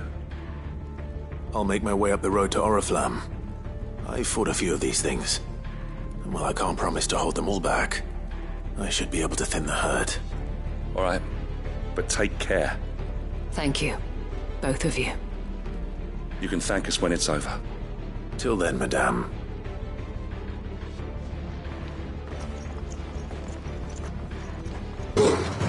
This is more like it. Come on then. Test me. Is it over? No. It's only just begun.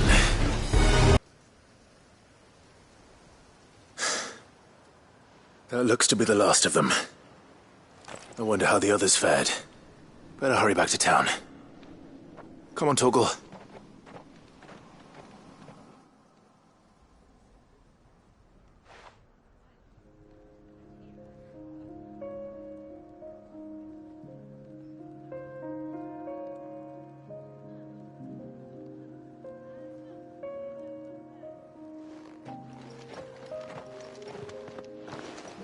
Clive, it's good to see you. And you. The road to Oriflamme is clear. How did you and your men fare? Well, we ended up fighting for our lives down by the lake.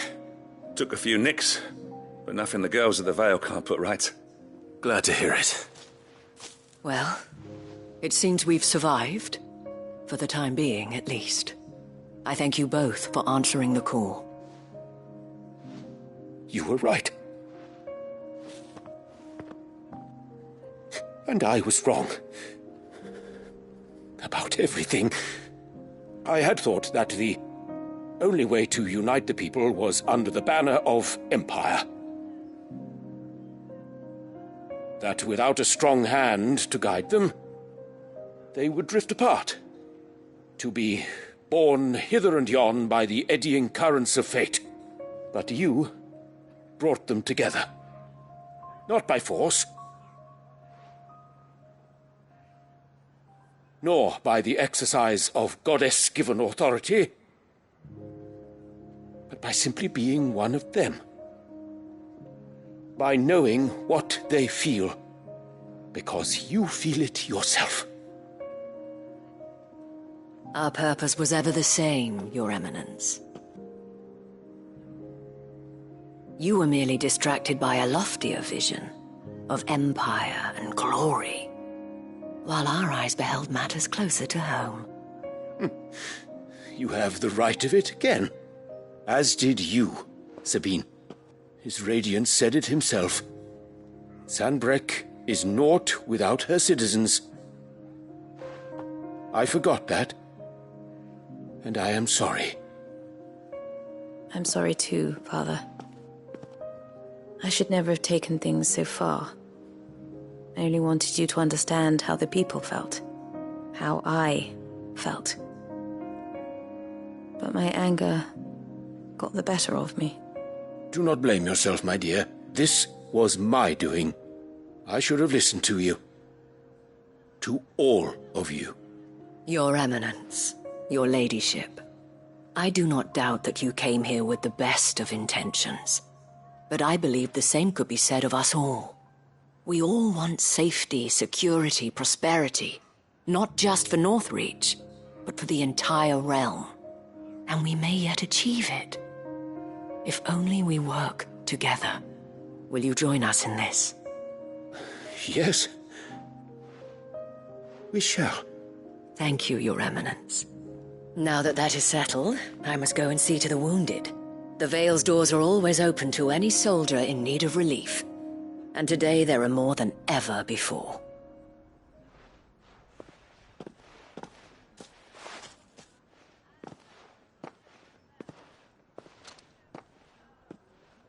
Madame Isabel is a rare soul indeed.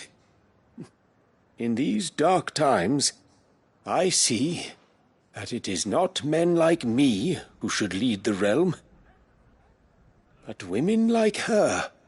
You're right. If only I'd listened to her when I had the chance. Forgive me for saying so, my lady, but you still do. The Dame said it herself.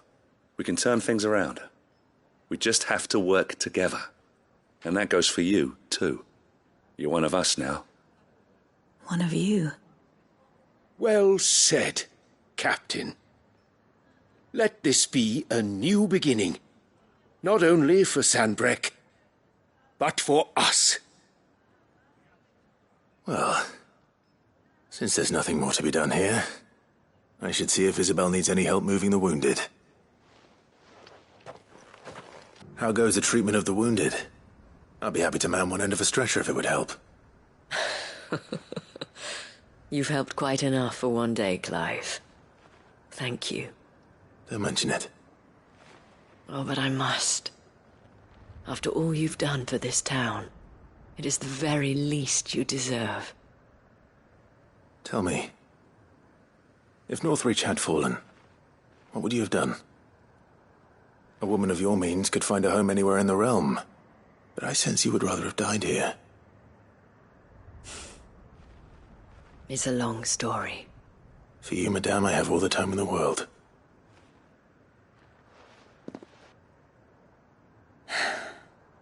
Very well. Long ago, I had a life in the Crystalline Dominion. I was Carla then, courtesan to the nobility. So sought after was I that it was only they who could afford my time. Alas, those halcyon days were not to last. For naive as I was, I fell in love with a bearer. He was my master's guard, the gentlest man I have ever known. After they discovered us together, he was whipped bloody and forbidden from ever looking at me again. And so we fled. Not that we had anywhere to flee to.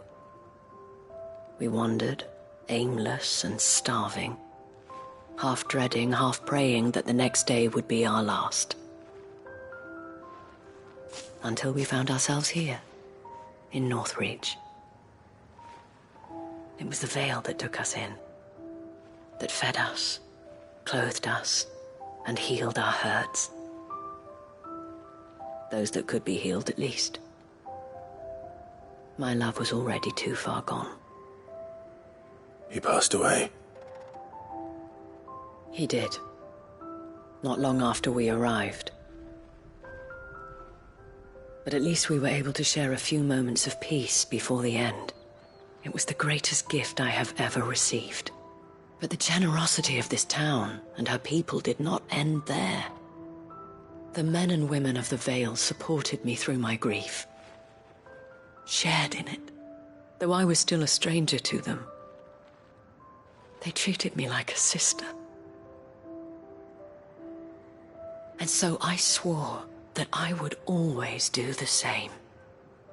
That I would return the kindness that Northreach showed me. That I would repay my debt to the Vale.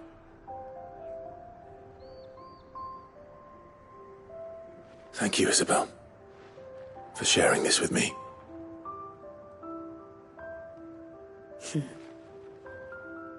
You're a lot like him, you know.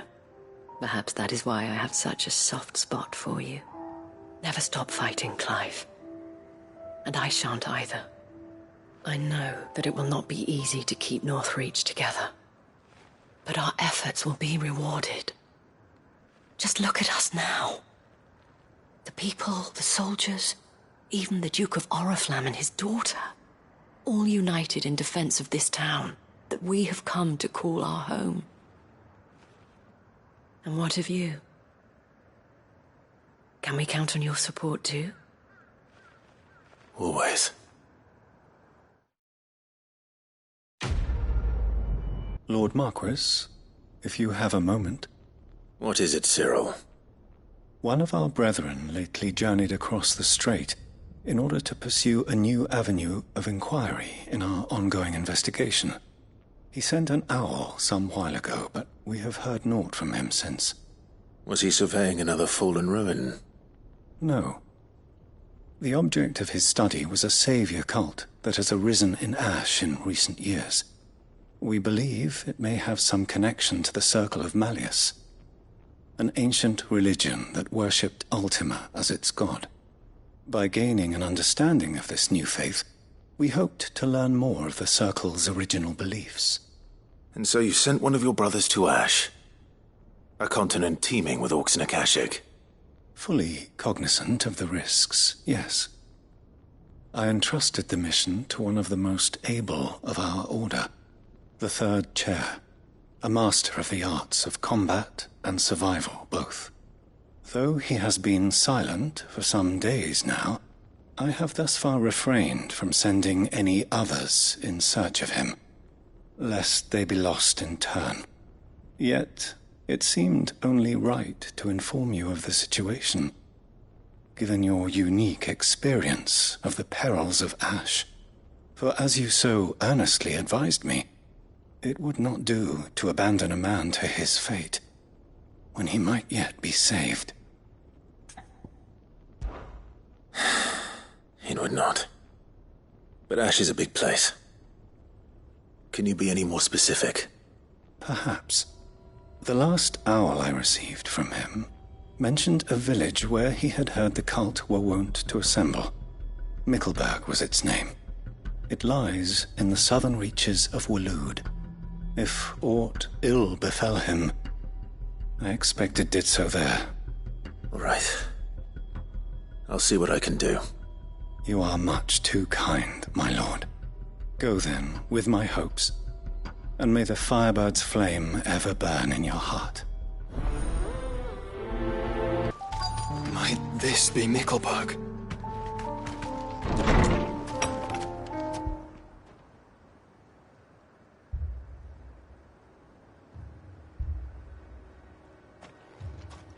These people aren't turned.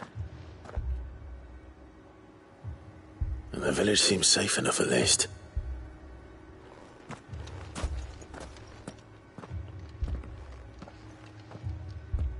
What is going on here? Ah. Did you, too, heed the call? Heed the call? No, I came here looking for someone. To be honest, I wasn't sure I'd find him here. Let alone all of you. Is that so? What are you doing here? Is this where you live? It is my home. The others, they heeded the call. You keep saying that. What do you mean? They came here to perform the rite, just as King Barnabas instructed. This village is their altar, where they shall cast their shawls upon the gentle waters and give themselves to the Lord. Give themselves? Oh, Lord, cleanse us of our sins. Let us be reborn in your loving arms. Free us from the torment of this mortal realm. They want to be saved. Forgive me, but did another foreigner like me come here? He was probably wearing a cowl. You mean the traveler from Stone? Yes. He is staying at my house, toward the rear of the village. Thank you. If you don't mind, I'll go and greet him. They seek the same salvation Barnabas did. At least the third chair still lives. Let's go and find him. Excuse me. Are you with the Undying? I am. And so it would appear, are you? Lord Rosfield, if I am not mistaken. That's right. And you must be the third chair. I am. Cyril was worried for your safety. He sent me to find you. Then I must apologize. I did not mean to trouble the bearer of the burning quill. Much less you, my Lord Marquis. He said that you had failed to report. Is there a reason for that? I came here to study the followers of this new faith. But the more I learned of them, the more my own faith began to falter. You have seen them at their prayers, have you not?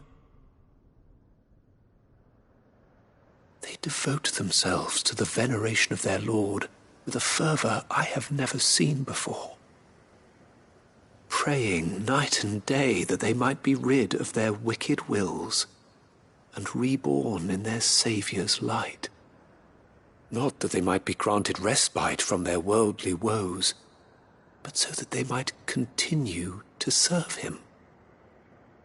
Serve him with all of their beings. I, too, swore to devote my life to the service of my Lord and Master, but this... 'tis different.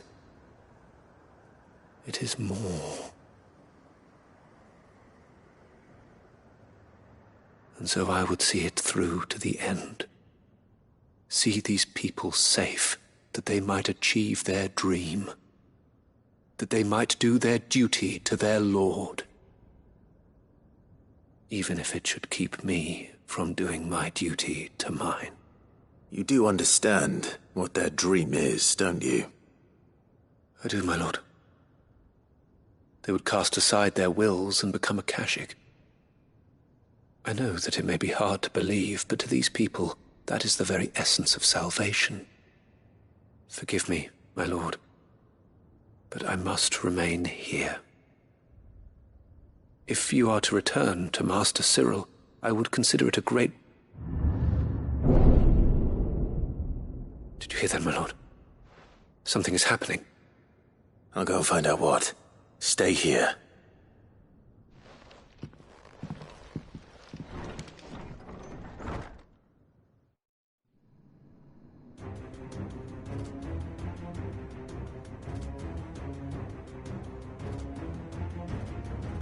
Beneath the flood. Oh no. There must be something I can do.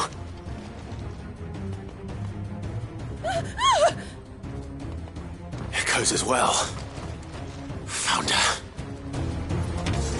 Ready, brother? Ready.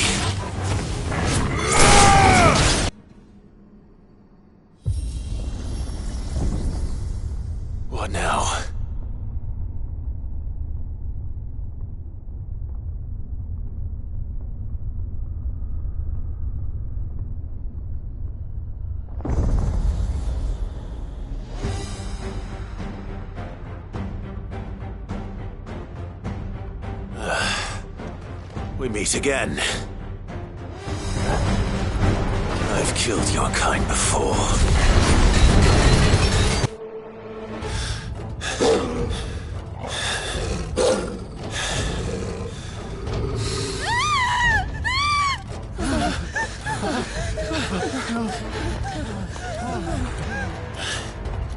Damn it!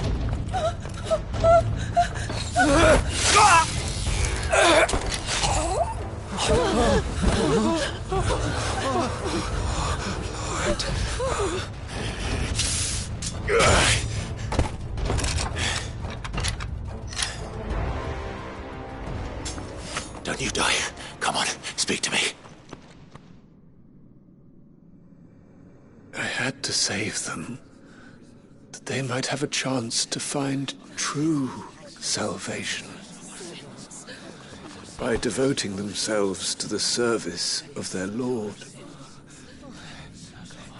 Just as I did, when the Undying plucked me from the gutter and gave me a cause to believe in. A duty to serve was everything to me, and I would not deny them that fulfillment. Even if they must become a Kashik in order to achieve it. Forgive me, my Lord Marquis. I did not mean to trouble you with this. My findings. Could you deliver them to Master Cyril for me? Of course. Your duty will be done.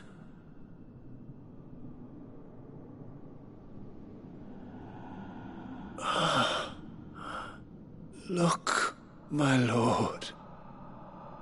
They are saved.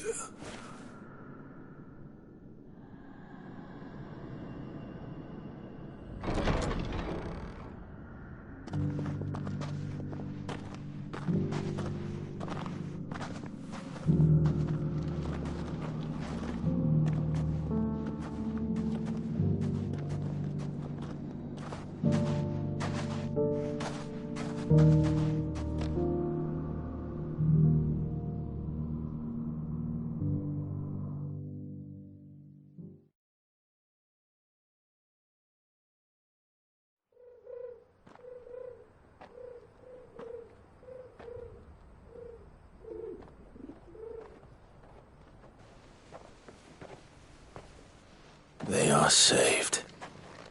Founder. I should get this report to Cyril. My Lord Marquis, welcome back. I am glad to see you hale and whole. I met with your third chair, Cyril. He bade me deliver his findings to you.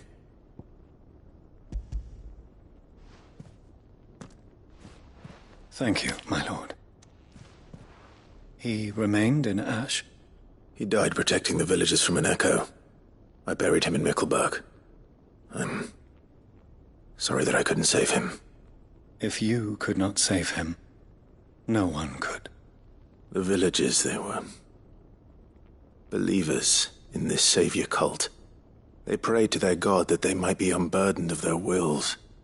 Then an ether flood came, and their wish was granted. Your brother sacrificed himself that they might live, even knowing that that life was death by another name. Then he perished defending liberty. A hero's end. For the right to choose how one dies is no less sacred than the right to choose how one lives. Sid would agree. He wanted to build a world where people could die on their own terms. A noble ambition.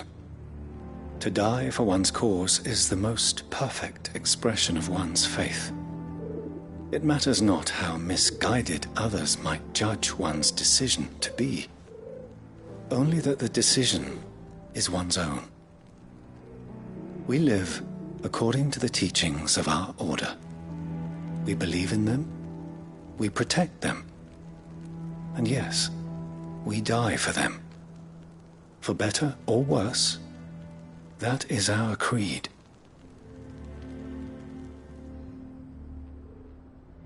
But he didn't die for your creed. He died to save them. And you still believe that what he did was right? I believe that he believed it was. We of the Undying are not slaves, but willing servants. And this was his will, the ultimate expression of it. All right. I'd like to know this man's name, Cyril. To know the names of all the Undying who've fallen in the line of duty. They died serving my house. It's only right that I remember them. That is my duty. Of course. I shall fetch the Book of Martyrs at once. My lord, it has been, and shall ever be, the greatest honor of my life to serve House Rosfield. Though our duties may differ, yours is no less important. I pray with all my heart for your success. And were they here, I have no doubt but that every one of my fallen brothers and sisters would feel the same.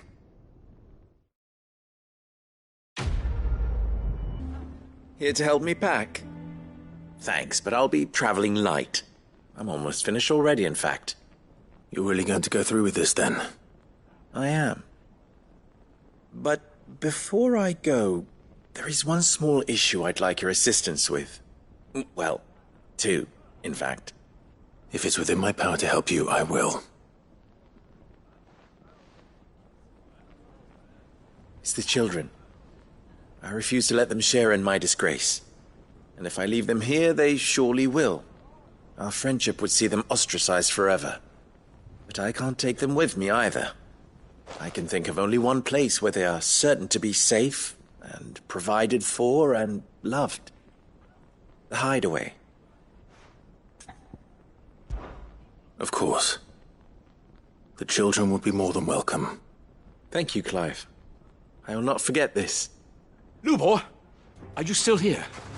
What is it, Ferda? You look pale. There's been a flood in the Velcroy, a damn big one. The League of Outlaws encampment was completely submerged in ether. What? Every last one of the bastards has turned. And they're headed this way. Bandits are one thing, but Akashic bandits are quite another. The town guard won't stand a chance against them. We need to evacuate. There's no time to lose. Ferda, gather the men. The Akashic may strike at any moment. We must make ready to cover the townspeople's escape. Well, what are you waiting for? Yes, my lord. Clive, change of plan. The children stay with me for now. I need you to find Conrad and Natalie. Tell them to prepare for a full and immediate evacuation. Understood. I'll do what I can to convince everyone else. Wish me luck.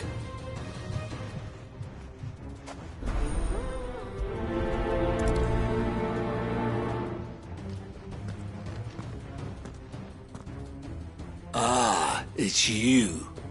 What do you want, Lord Underhill? To pass on an important message. There's been an ether flood out in the Velcroy. The camp where the so-called League of Outlaws were gathering has been swallowed. They're no longer just bandits. They're Akashic now, and they could be here at any moment. You need to begin preparing for a full-scale evacuation right away. Oh, do we? And who was it who gave you this disturbing news, might I ask? Lubor, perhaps? The man spreading the same poison out in the square as we speak. You may believe his lies, my lord, but we know better. But why would he lie about something like this? Some twisted attempt at revenge, perhaps. If he had not been unmasked, he may well have been elected our leader. A great honor for one of his kind. One he might well feel aggrieved at having been denied. Lord Underhill, forgive me, but it has become all too evident where your sympathies lie. Lubor cannot be trusted, and neither, therefore, can you. You may not trust me, But for the sake of your people, ask yourselves if there is any chance that this is true. There isn't. You can be certain of that. Now be off with you. You're making a mistake. It's no use. Words will not move them. Then we must find another way to ensure Dalamel's survival. You're right. Let's speak to Lord Furder. Lord Furder. Cid, what's wrong? I went to warn Conrad and Natalie about the Akashic, but they wouldn't listen. They've convinced themselves that nothing Lubor says can be trusted. The bloody fools. Which means the town guard can't be counted on for support. But I can. If there's anything I can do to help you defend Dalamil, you only have to ask. I appreciate it. Cid! Further! I've been looking for you everywhere. Victor? I thought you'd left. I couldn't abandon a friend in need. And Lubor is in need at this very moment. Come quickly.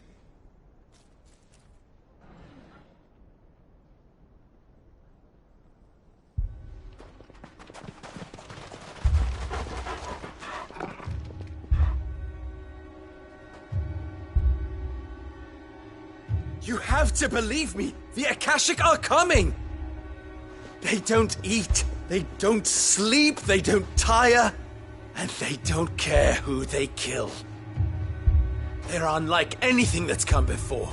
There won't be no parley, no mercy granted!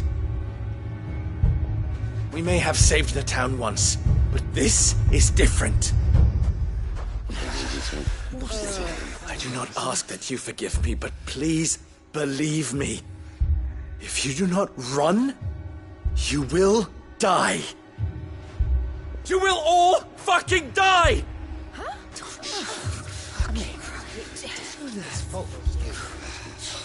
You'd like that, wouldn't you, bearer? Yeah, with us out of the way, your kind will be free to claim Dalamil for yourselves. You should run! Run, bearer! Yeah, run! Run! Far, far away! Run!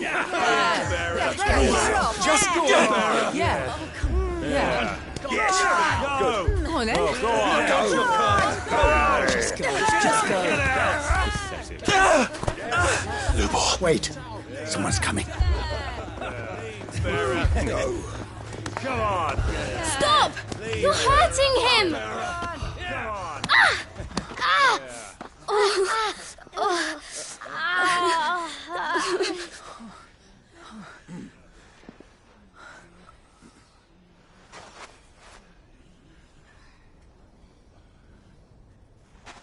What did Lubor ever do to you? He solves all your stupid problems and he keeps all of you safe. You know there's nothing he wouldn't do for this town. Who was it who made that cleaver you use every day, Conrad? And what about your counting table, Natalie? Who fixed that? Whose men make sure the streets are clean so all your boots don't get dirty? Who spends all day, every day making sure things run smoothly round here? And none of you ever say thank you. Ever. But did Lubor ever complain? Well, does he ever stop smiling? He keeps this whole place going. And you act like it doesn't even exist.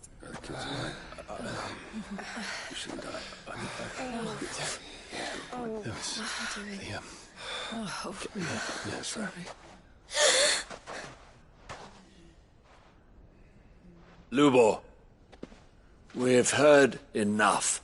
Wait! We will not run. The town guard will not abandon the very place it is sworn to protect.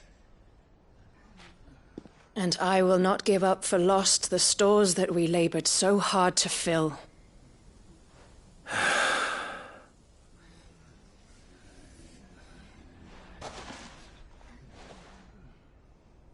So tell us, how do you propose we deal with these Akashic of yours?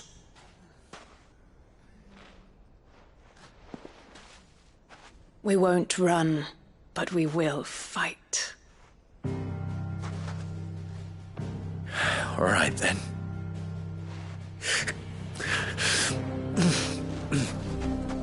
Fine.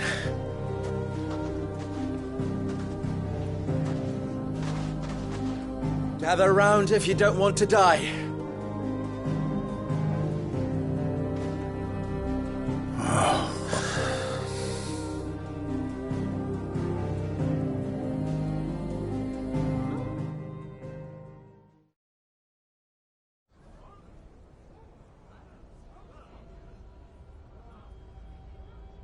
Allow me to explain the situation. The ether flood occurred near the village of Cheratina, deep in the Velcroy. The place had been abandoned for years, until the League of Outlaws decided to make it their base of operations. Now they're all turned, and if the scouts' reports are correct, heading in this direction. They are mindless monsters, driven only by hate and rage, and they are utterly unpredictable. With the bandits, we at least knew how and where they were likely to attack. When these creatures come, Dalamil will have the bitterest fight it has ever faced on its hands. The town guard will muster at the north gate. The rest of us will take the south. Both forces will provide men to serve as scouts and messengers, ready to spread word of the size and nature of the Akashic force as soon as it is spotted. And as soon as it has been, we will converge on its position and see that it is driven back from Dalamil at all costs. Conrad, can I count on the support of the town guard? Always. I leave the selection and coordination of the messengers in your hands, Victor. And the command of our men in yours, Ferda. If you would both be so kind. Consider it done. As you wish. Natalie, I would ask that you and your people have the townsfolk barricade themselves inside the bathhouse. And tell the merchant not to waste time securing anything beside the essentials. Preserving life is our one and only concern. As long as we survive, it doesn't matter what trinkets we might lose. Our riches can be regained. And if anyone doubts that, let it be known that the Briar's Kiss stands ready to cover any losses. Very well. I shall tell them. Where do I fit into this plan? Where else but the most perilous place of all? I would like you to travel to the home of our erstwhile League of Outlaws, Cheratina itself. The main host is most likely still there, and Dalamil will not be safe until it is eradicated, root and branch. A little gardening. How pleasant. I doubt it. I have a feeling these weeds will be particularly stubborn. Luckily, so am I. So you are.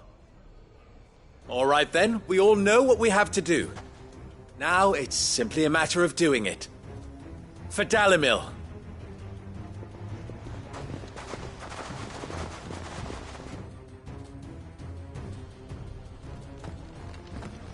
Looks like everyone's ready. I'd better not keep them waiting.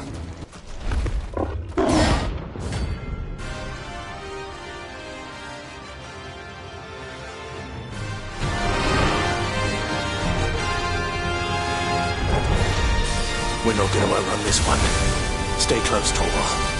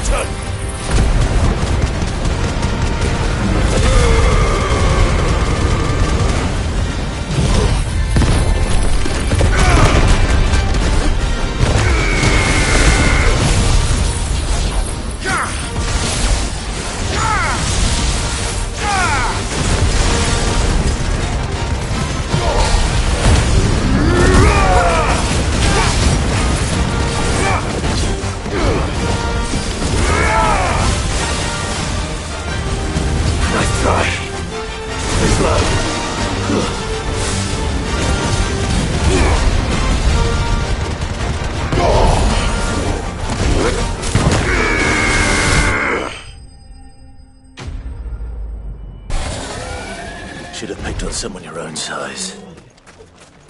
There it is. The flood. But what's waiting for us inside? We can't leave a single one alive. The League is disbanded. I should get back to Dalimil and see how the others fared.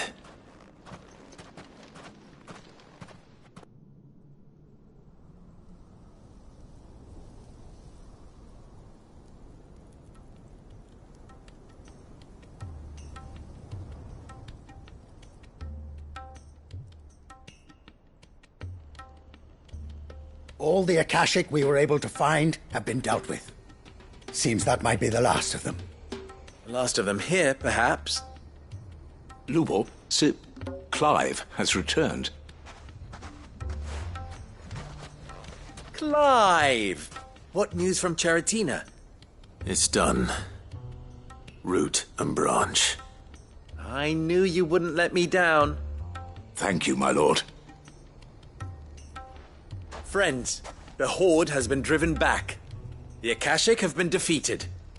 And we need not fear the arrival of any more, thanks to Clive. Victory is ours. We bloody did it!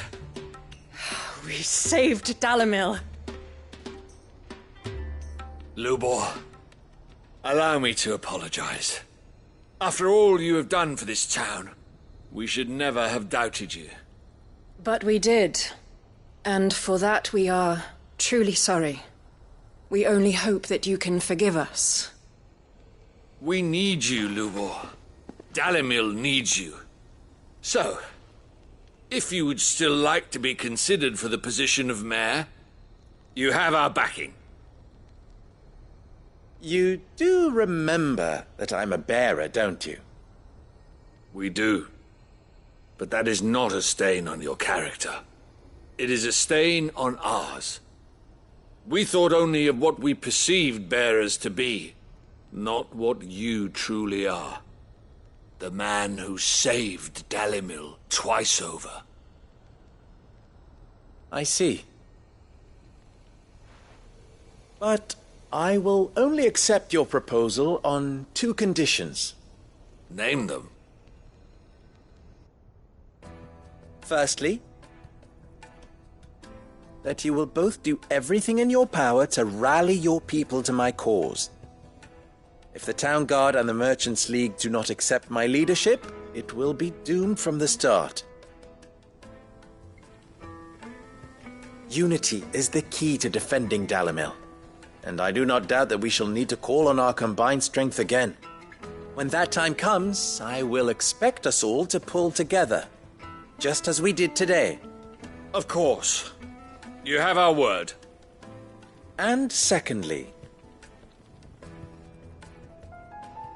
you will accept that if I am to lead you, the mistreatment of bearers must end here in Dalimil. Any bearer within our walls shall be afforded the same rights as any other citizen. They will not be judged by what they are, but who they are. As we failed to do, and came so close to losing everything. We agree to your conditions. And we have only one in return. That you continue to work for the good of Dalimil, as you always have. Condition accepted. Well then, it seems my mayorship is all but confirmed. Do I get some sort of special hat?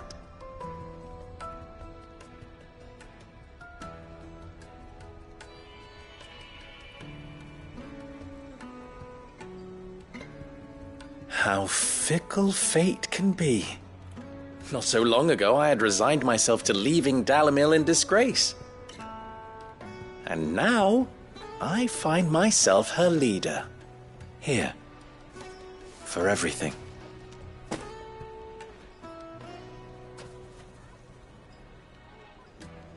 Lubor, about the children. Fear not, you are of course relieved of your responsibility. I would sooner face another horde of Akashic than see them brought up as outlaws. I'll make sure they're safe here. I don't doubt that you will. And not just the children, but everyone in Dalamel. I'll do my best. Can't have all your hard work going to waste.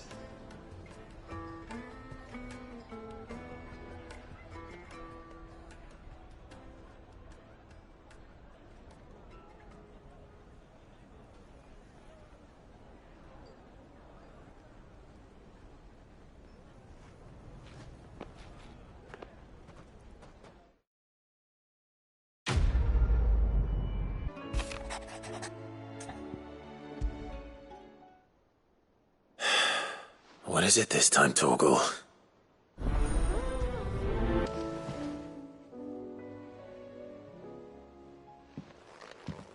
Pining for something, boy? What is it? What do you see out there?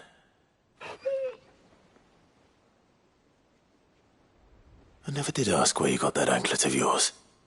From Sid, that's why. On the day he brought him home.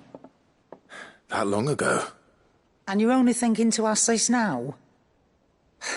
Sid saw that the pup had a habit of gnawing on his leg, since you ask. Clap that there iron on him to keep him from doing it. What was wrong, boy? I'll take like as not. Must have been hard on the poor whelp losing his loving masters at such a young age. Doubly hard in being a frost wolf, torn away from his icons and all. Sid would always tell him, you want that iron gone, you find what it is you're looking for. I reckon what he were looking for was you. I'm sorry, Torgal. Sorry for making you wait so long. Let's get that thing off you.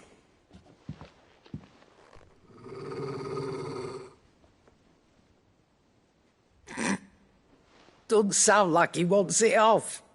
Indeed. You miss Sid as much as the rest of us, don't you?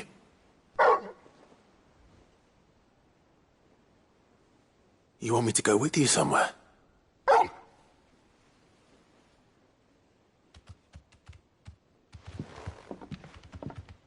Quick, aren't you?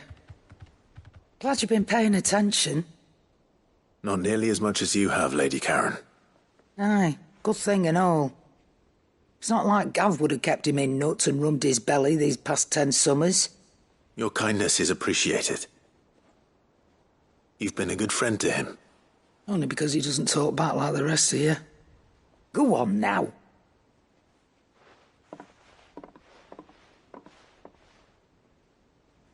Where to then, Torgal?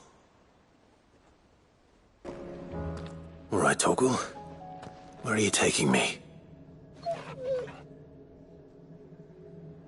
I'm going to need a little bit more than that, boy. Do you have a better hint for me? Unless... you've already given me one. Back on the rear deck, you were looking west, toward Rosaria.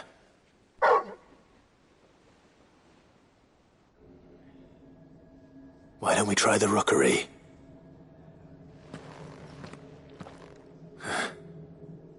I haven't been to the island in almost 20 years. To Port Isolde, then. Fingers crossed the old mooring is still there.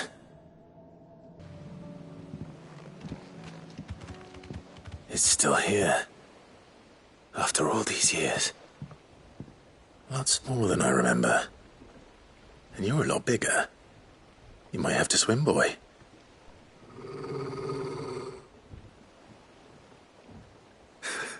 I wasn't being serious. You two go on without us. We'll be waiting here. Thank you. We won't be long. All right. Hop in, boy.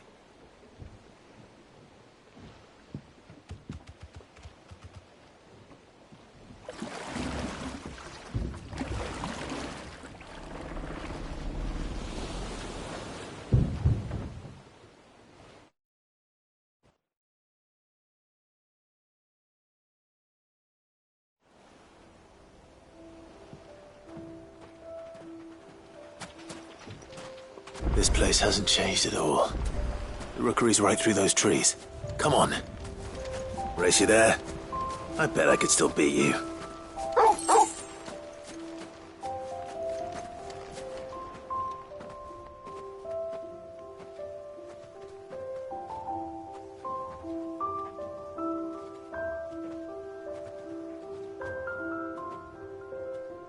Here we are.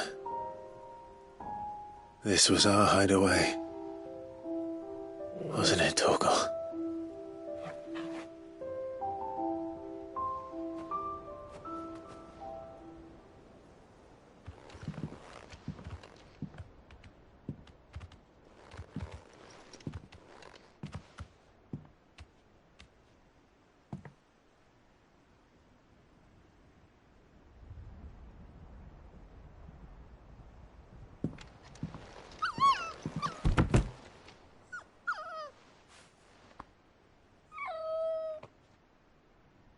Coming here helped me to forget who I was. Or wasn't. Prince, shield. Son his mother could love. Had I been any one of those things? Perhaps.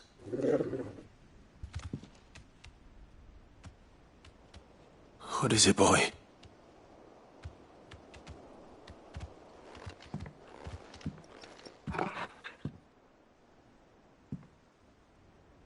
This is all from the castle.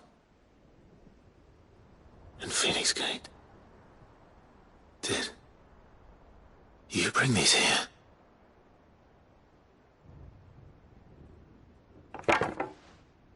My sparring sword.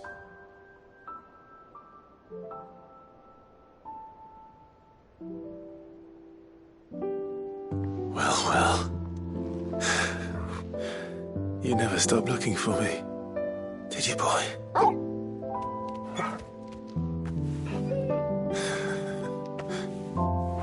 Thank you, Torgal. For never giving up. For never forgetting.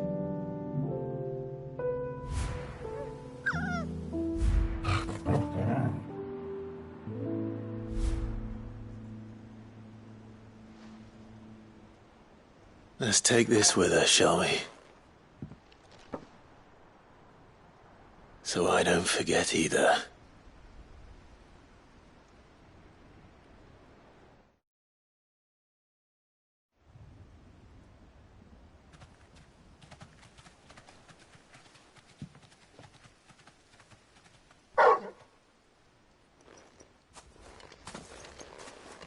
That's not the way back to the boat, Torgal. All right. I'm coming. I think I know where we're going.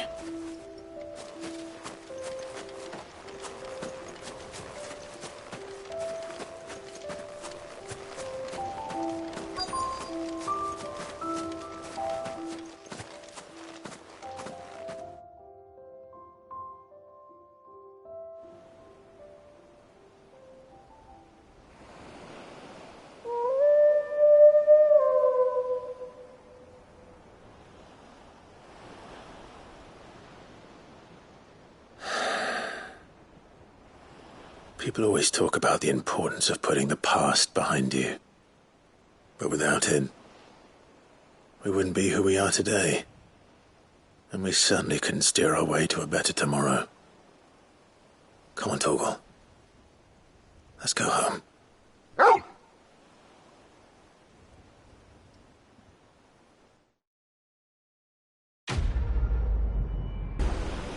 Sorry for the wait.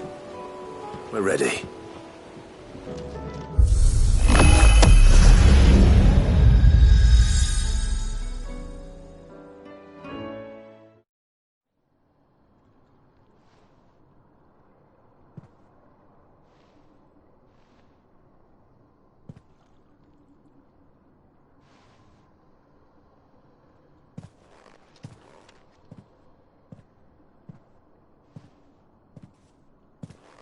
What is this?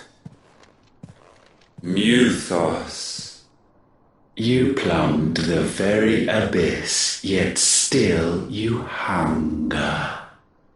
We are impressed. Is that so?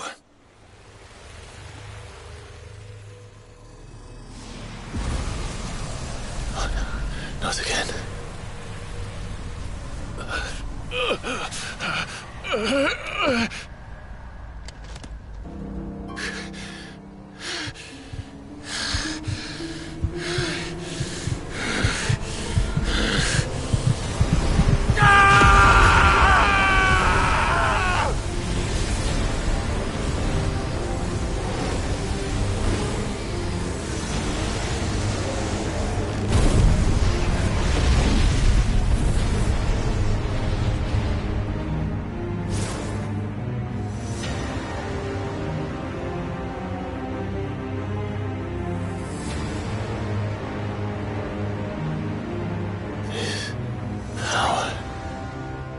Is ours, and now it is yours. Consider it a gift from us to you, a taste of things to come. You still think I'm going to be your vessel?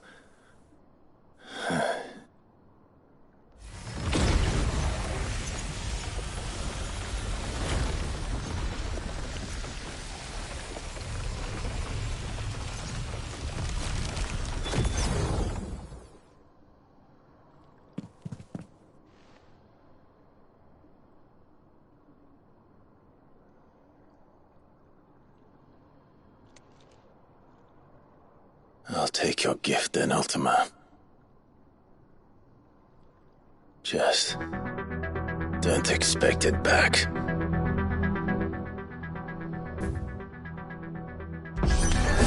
Do you hear me? I will never be yours!